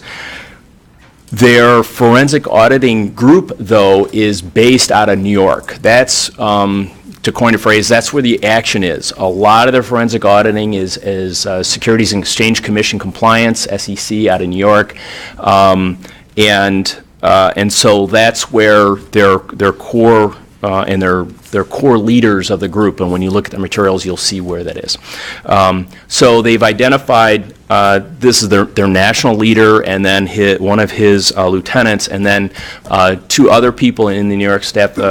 Two ladies who are identified have significant expertise. So they're in the top of their field across the nation in this forensic and accounting, and you'll see the type of work that they've done. It's listed there. Everything from a forensic auditing of the $1 billion Horizon oil spill distribution fund, for example. And they were, as part of my conversations, they identified, they just finished up conducting an audit of a public entity, which is a housing outfit, that is public or governmental housing in the New York City area. And so all of their their experience is identified there. They did identify, as part of, cost is a factor, it's not a determining factor, but as I should just call it to you, as Chairperson Kleinfeld identified, on page 155, is just a quick summary. I think it's probably the best page to look at in that regard. It has a blended rate of $200 an hour, so across the professionals that are going to work on the file, that's how they're going to, that's what they're charging. And so they were well aware that this is a public sector client and this is a public sector rate, which contrasts against a corporate rate. And so I'll pause there with respect to BDO, and I'll move on to Deloitte if anyone is okay. Oh, Commissioner Gillette.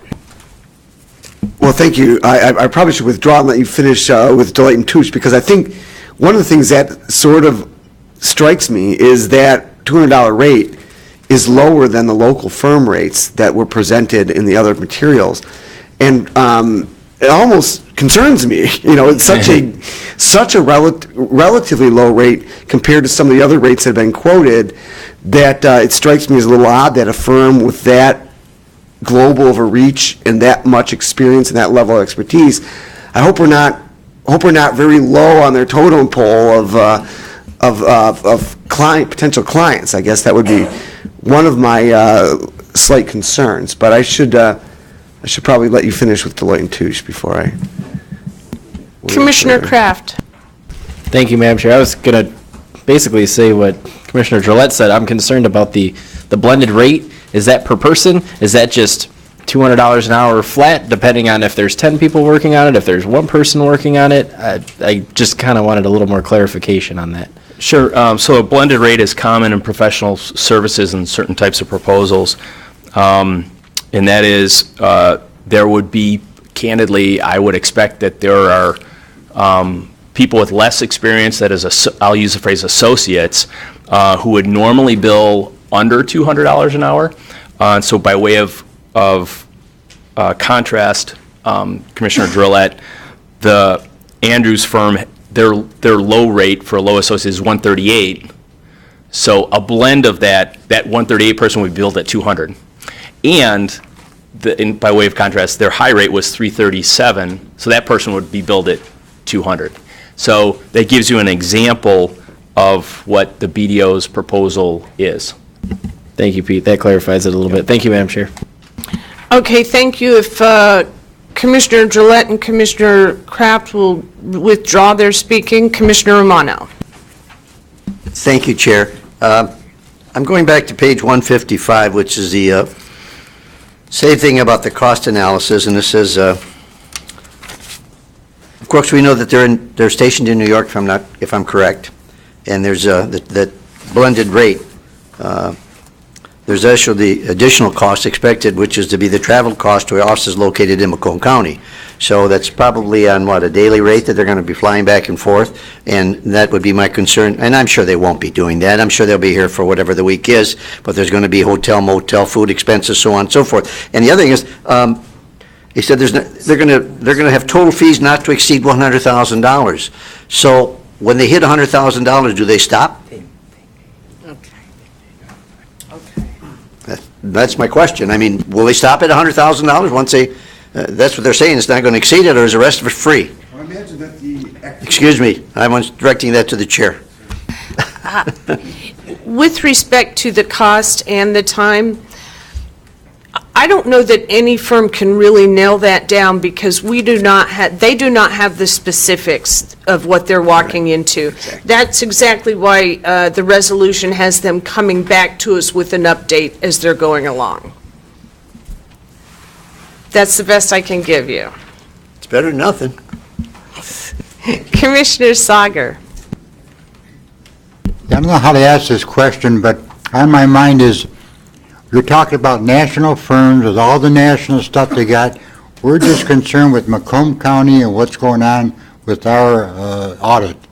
Who's all available to work right here in Macomb County instead of calling people in or whatever? I don't know how to ask that question, but it don't seem right to me to worry about getting those big firms when you got We want to do a local thing here.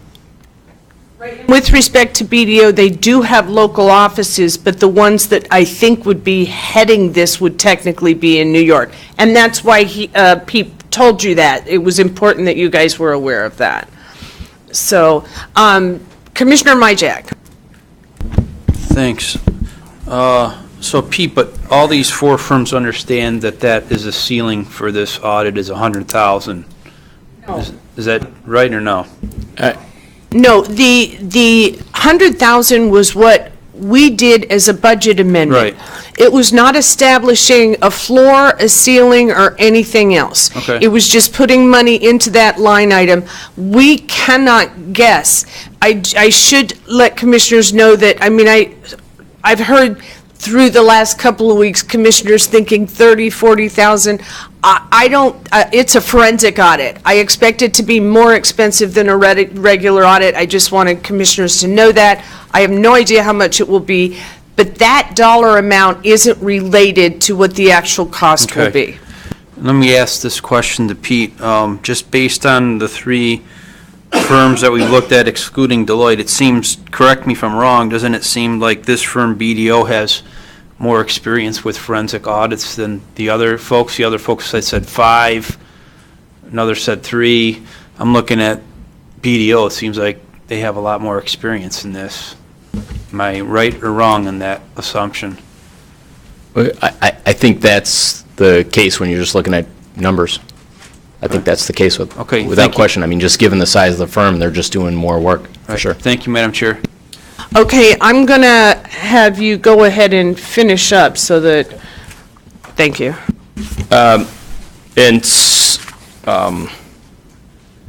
So I'll move, I guess, to the Deloitte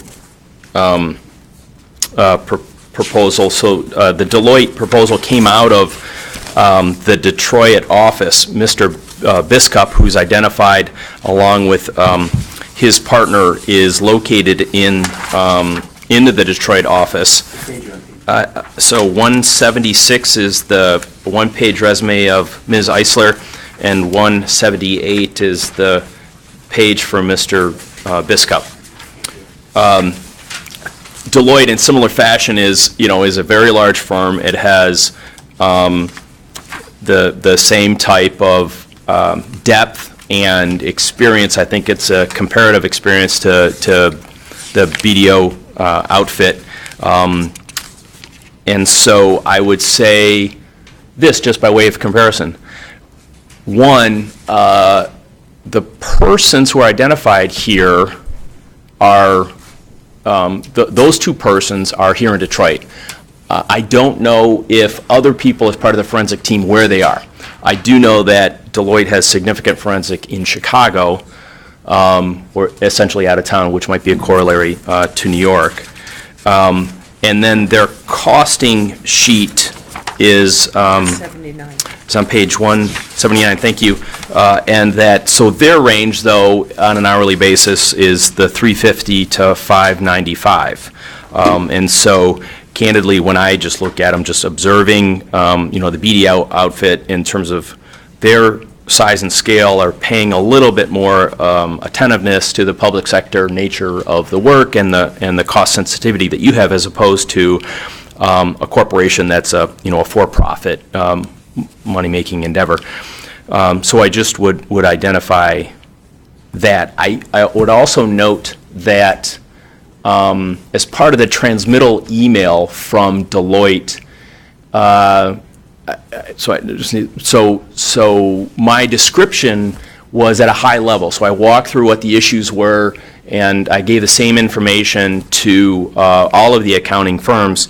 Their response was appropriately so, just kind of cautious. Like, before they say we're in 100%, we got to take just a little bit more look at this. This process went very fast, that all of the firms did as much due diligence as they could in the short period of time, and so that Deloitte also, was underscoring, hey, look, before we are on board 100%, we would want to make sure that we're 100% confident that is based on solely information that we had at hand, they just wanted to bookmark that in a professional way. So I just mentioned that as well as part of their transmittal email. Okay, just to clarify then, we technically could choose them, and they could take a look at this and decide, I don't think so. Yeah, and I should say, all the firms could say that, but I would just, the words that were contained in their transmittal email that aspect was highlighted just a little bit more, so I just would say that.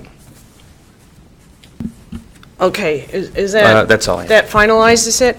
Okay. Happy to answer any questions Okay. about that. Does anybody want to ask questions or have discussion? I'm going to lay out the process, but I think we should be able to have discussion first. Here's the process I plan on use. I hope y'all are okay with it. I'm going to go all around the table and have everybody name a firm. If one firm gets 7 votes, then there will be a motion to hire that firm. If one firm doesn't get 7 votes, we'll look at dropping lower ones and going around again until we get somebody that has 7 votes. Is everybody okay with that process? Okay. Commissioner Duge. Thank you, ma'am. I'm sorry, did you still want to speak? Okay, remove your name. Thank you. Sorry, Commissioner Duge. Thank you very much, Madam Chair. I think that is probably a decent way to go. One thing that wasn't asked of each of them, but I'll ask Pete. Is there any tie-in with anybody in Macomb County with any of these 4 firms that you know of? I don't want to go through this nonsense tomorrow like we did last week. Sure.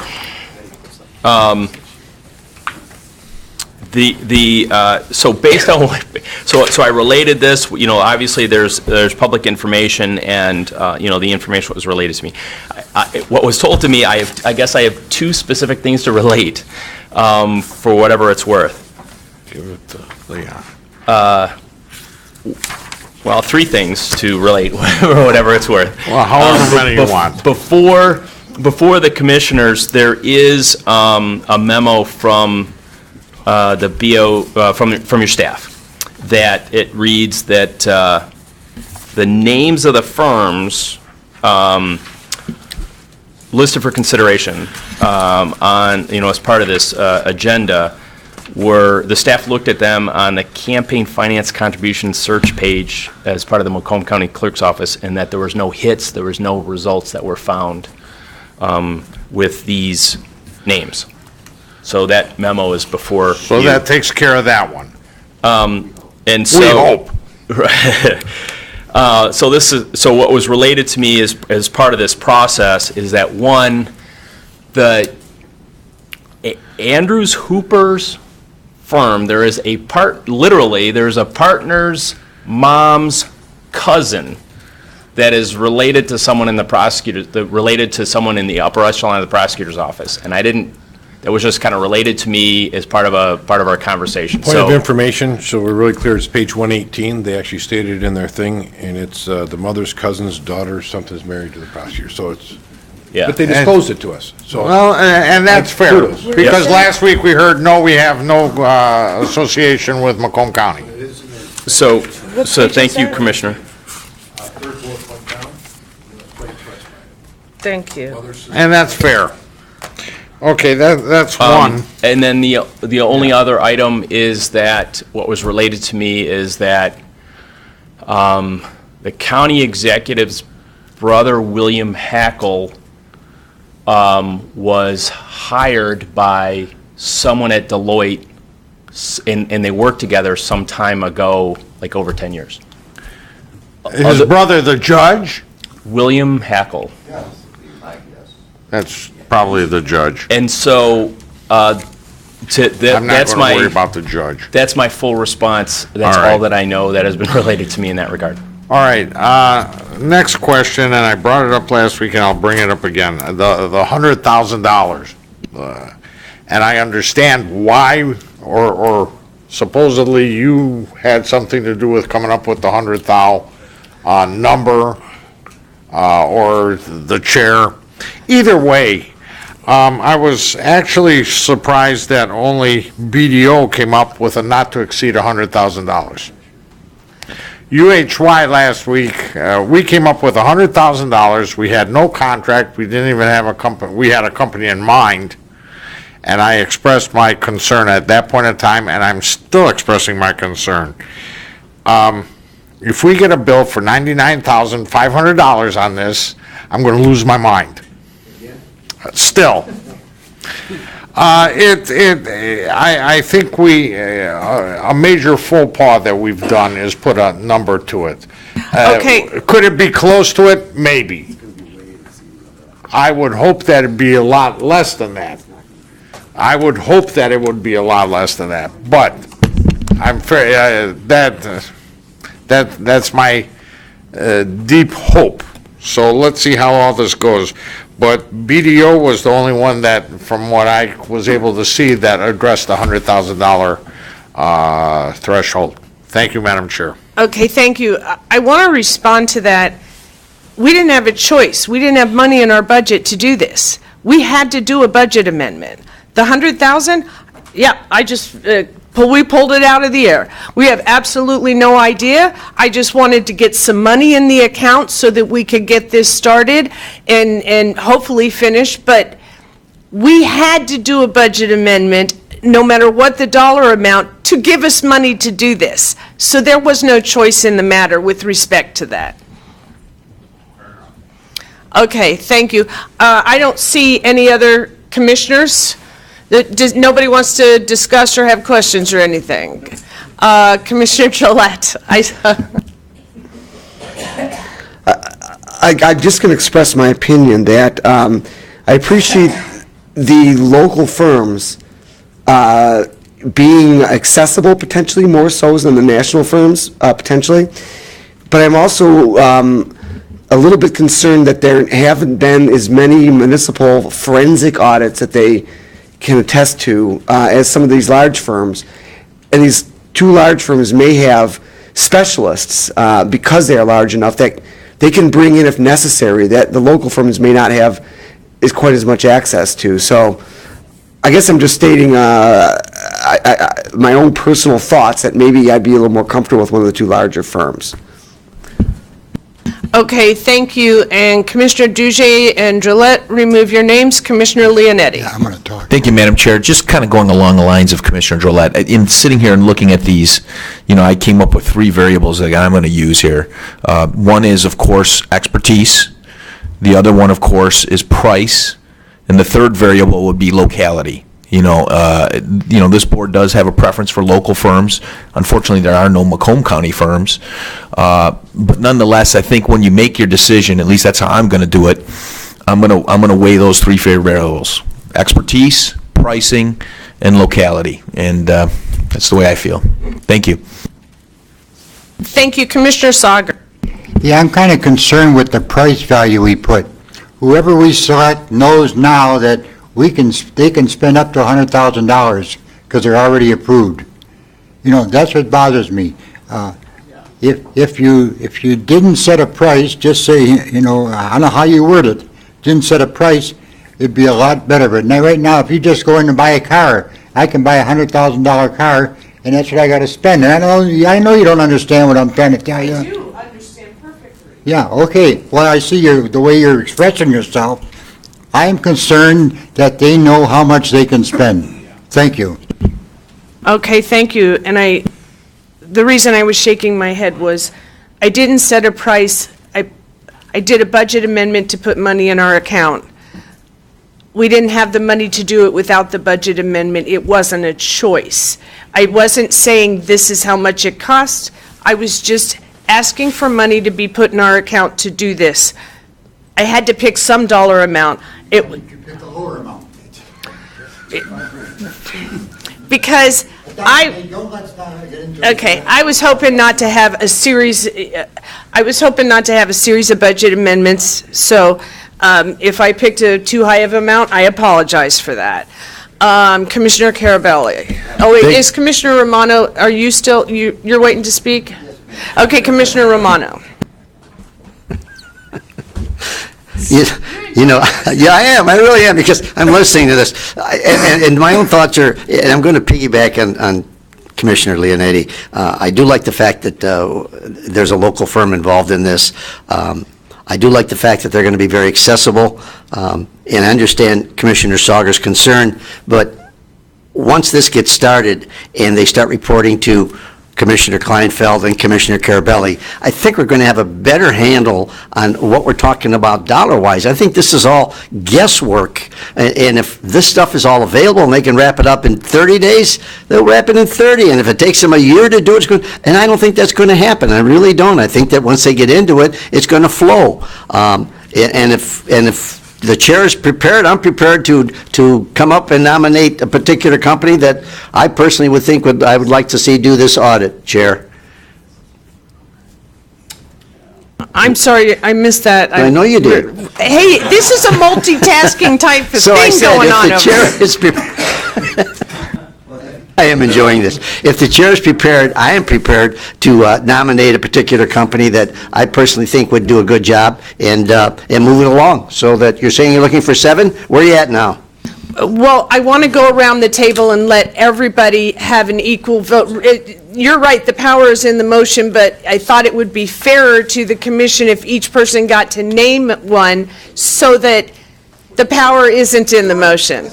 Well, there are people waiting to speak, so would you like to trade places with me, Commissioner Romano? I'm more than happy. Commissioner Carabelli. Thank you, Madam Chair. I'm not going to let Commissioner Kleinfeld take the heat for the budget amendment. I was in lockstep with her on that, but go back and read the resolution.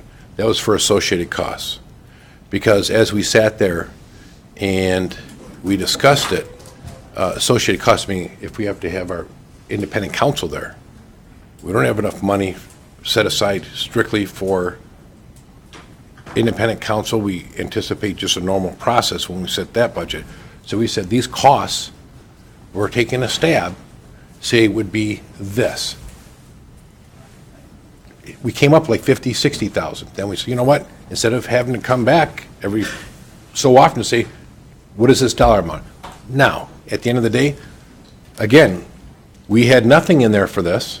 You couldn't have hired somebody unless you had a dollar figure you're going to pay it with. So that wouldn't be financially the prudent thing to do. So at the end of the day, it's not just to go to an accounting firm. That's to call our independent counsel. Any associated costs of anything that we're doing was supposed to be that line item for us to create.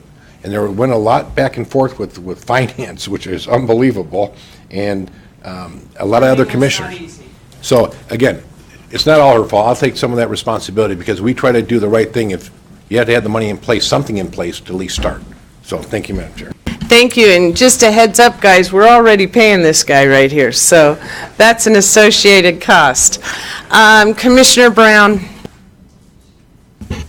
Thank you. We've heard for some companies that seem to be pretty small and kind of light with their experience as well as the amount of staff to come in here to do this job. I want a company that's big, that's seen it all, that's seen everything and knows how to deal with these issues and has the professional skills and depth and resources available to do the job completely without question and not try to find someone try to scramble and pull together staff from the UP and wherever else they got to come from to come down to Macomb County to chase around, some receipts. I'd rather have a bigger professional company that's done this before and has seen it all, and that's my personal preference. Thank you. Okay, so I do not see any other speakers, so I'm ready to go ahead and get started if that's okay. Okay. Commissioner Gillette. I was given the sheet. I didn't choose the order. BDO. Okay. Commissioner Duje. Yo. Yo? Okay. BDO and yo kind of sound alike. Okay. Commissioner Kraft. Yo and yo. Okay. Commissioner Ha. Yo and yo. Commissioner Sauger. AHP. Okay. Commissioner Carabelli. Yo. Commissioner Smith. Abstain. Commissioner Brown. BDO. Commissioner Romano? Commissioner Myjack? BDO. Commissioner Leonetti? Okay, and my choice, even though I'm not on the list, apparently I don't get to vote. My choice was Andrews. So with that, Andrews drops off the list because it's the one with the lowest. Andrews, well, Deloitte too. I would drop Deloitte and Andrews. Andrews only had 2 and Deloitte didn't have any. Everybody's okay with that? And we go down to just Yo and BDO. Okay, I'll go backwards. Commissioner Leonetti. BDO. Commissioner Myjack. BDO. Commissioner Romano. Yo. Commissioner Brown. BDO. Commissioner Smith. Oh, I'm sorry, abstain. Commissioner Carabelli. Yo. Commissioner Sauger. Yo. Commissioner Ha. Yo. Commissioner Kraft. Yo.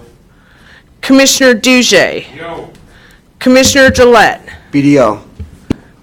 Okay, and I'm going to go with Yo. So 1, 2, 3, 4, 5, 6, 7. All right, it's Yo and Yo.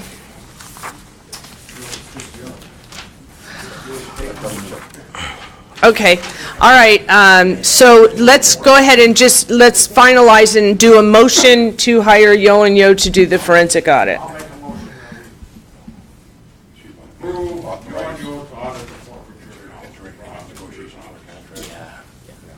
Point of information. Well, I'll let you state the motion then. I think the intent is that that's the prime candidate, and so we would want to authorize the committee chair and vice chair to approve a contract once we get a contract engagement letter that's acceptable.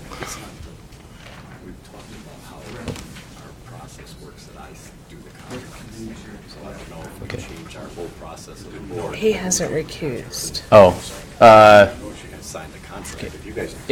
So the point is actually the physical signature of the contract by the Board of Commissioners rules is by the board chairperson. And so I'll work then with the chair and vice chair of this committee, of the Audit and Finance Committee, to then get a finalized document for signature. Okay, is everybody okay? That's my motion. Okay. Okay, moved by Commissioner Duje, supported by Commissioner Kraft. Are these all old names up here that weren't removed? Sorry. This side, I gotta keep talking to this side over here. Okay, please vote.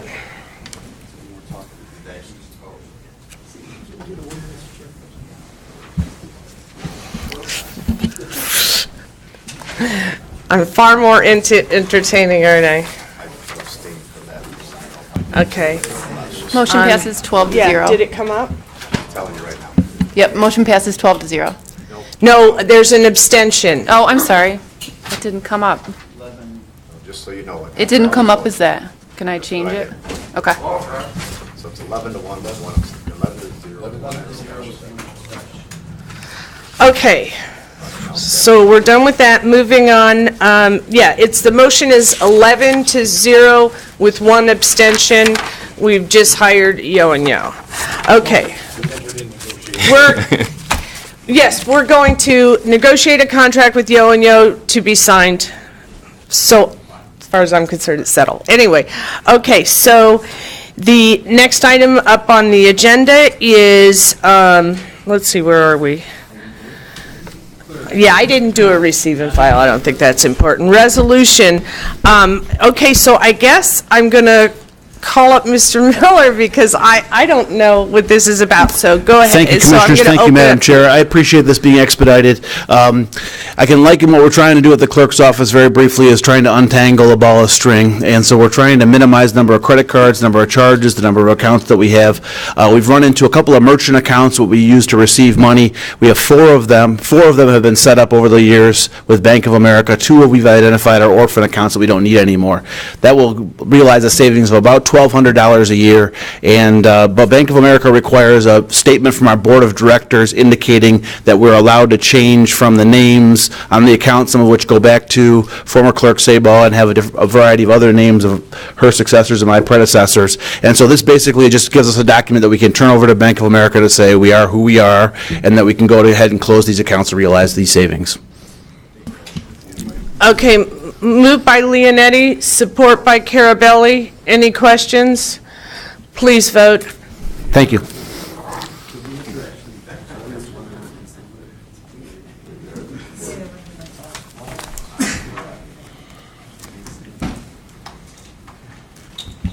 Motion passes 12-0. Thank you. New business. Does anybody have any new business? Okay, motion to adjourn by Myjack, supported by Kraft. Oh, I'm sorry. Oh, I'm sorry. No, you got me to deal with. I am sorry. I apologize. I was just like, okay, I got that done, so I apologize. Quite Please, all right, Madam Chairman. please step forward. I assume that the chair is calling the public participation of the meeting to order, Yes, correct? I am. Thank you very much. Very good. Thank you, Madam Chairman. First of all, let me congratulate the board on authorizing Yo, not them in particular, but authorizing an audit of these accounts. As I indicated last time I was here, Tim Barkovec was one of the persons, I was the first to file a Freedom of Information request to ask for the 800 or thousands of checks forming the basis, giving rise to the suspicions which give rise now to the audit. And I thank the board for authorizing the audit. 2 points, ladies and gentlemen of the board. First of all, in terms of costs, and that's going to tie in with the subpoena and hold argument or discussion that you've all had here today. Ladies and gentlemen, I am going to tell you that the costs in this matter are going to exceed any reasonable expectations that any member of this board has. And the reason for that is that Eric Smith has a history of refusing to cooperate. Now, I'm going to tell you what I mean by that. When I filed the Freedom of Information request and Mr. Maynard filed the Freedom of Information request, he denied them both, not in accord with state law, and Judge Servito so found. After Judge Servito ordered Mr. Smith, ordered him to release these records, Mr. Smith took it upon himself to appeal that decision and further delay this matter to the Michigan Court of Appeals. Mr. Smith then invites and tells all the members of the board and tells the press, I invite an audit, bring it on.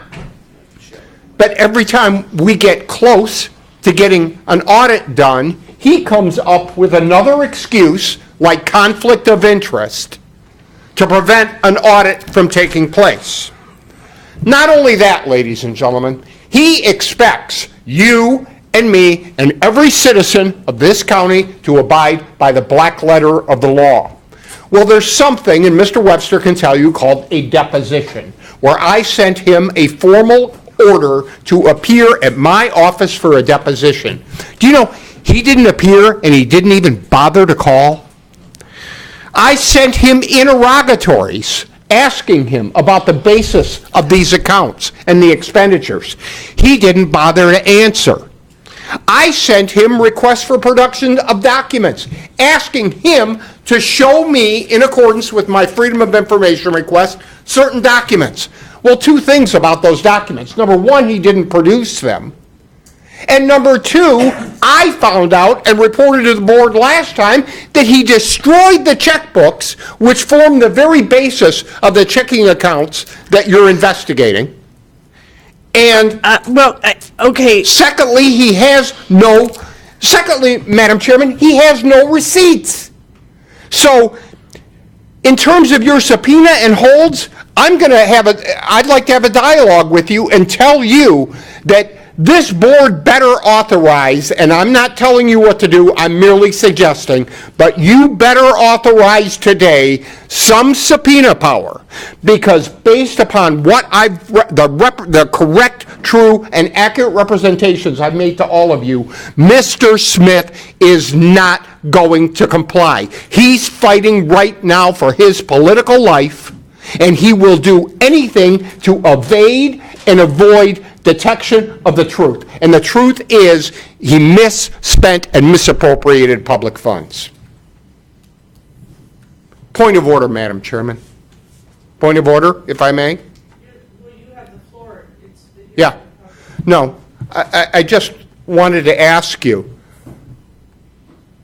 last time I was here, I felt, and this is not personal, because this is a public forum where debate should be at its greatest, and I should feel most comfortable in terms of expressing myself to my elected representatives. I was admonished by the chair last time I was here that I had engaged in personal attacks, which were nothing more than the use of several adjectives that I found to be appropriate, and in terms of lexicon or choice of words, were the best words, adjectives, or terms used to describe the behaviors of Mr. Smith, and I was admonished for doing that. I don't think your actions were appropriate, and I think that I should be unrestricted and free to speak as long as I don't use obscenities or cause a public disturbance, and I know I'm loud. I'm sorry, duly noted. You're already over 5. If you could wrap up, please. Yes, I will. I will. I would, in terms of certain three rhetorical questions that I have to ask the board or certain members of the board. Very quickly, because you're already over 5. No, I understand that. Okay. I understand that, and I appreciate your extension of time. Number one, has any member of the board discussed this case with their brother? Okay, I had let you, I'm just going to say time's up, because you didn't get because you don't like the question. No, well, you didn't get the 3 questions out very fast either. Let me ask number 2. It's actually that, you don't like the question because you think it's embarrassing. Point of information, Madam Chair, if I may. Madam Chair, point of information. I think it needs to be very clear that there's no interaction with the board members at all, from public participation, from answering questions or giving instructions. We are not to have a dialogue from our board rules, and you can look them up. Our board rules is not to have dialogue and answer questions from public participation. Mr. Carabelli, that was a rhetorical question. That is correct. And I termed it as such. Does anyone else? And if you don't understand what a rhetorical question is, look it up in the dictionary. Does anyone else wish to be heard? Seeing none, we'll end the hearing of the public. I'm not letting you. Motion by Romano, supported by Kraft. Please vote.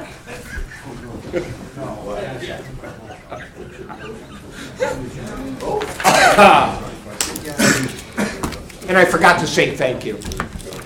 That's right.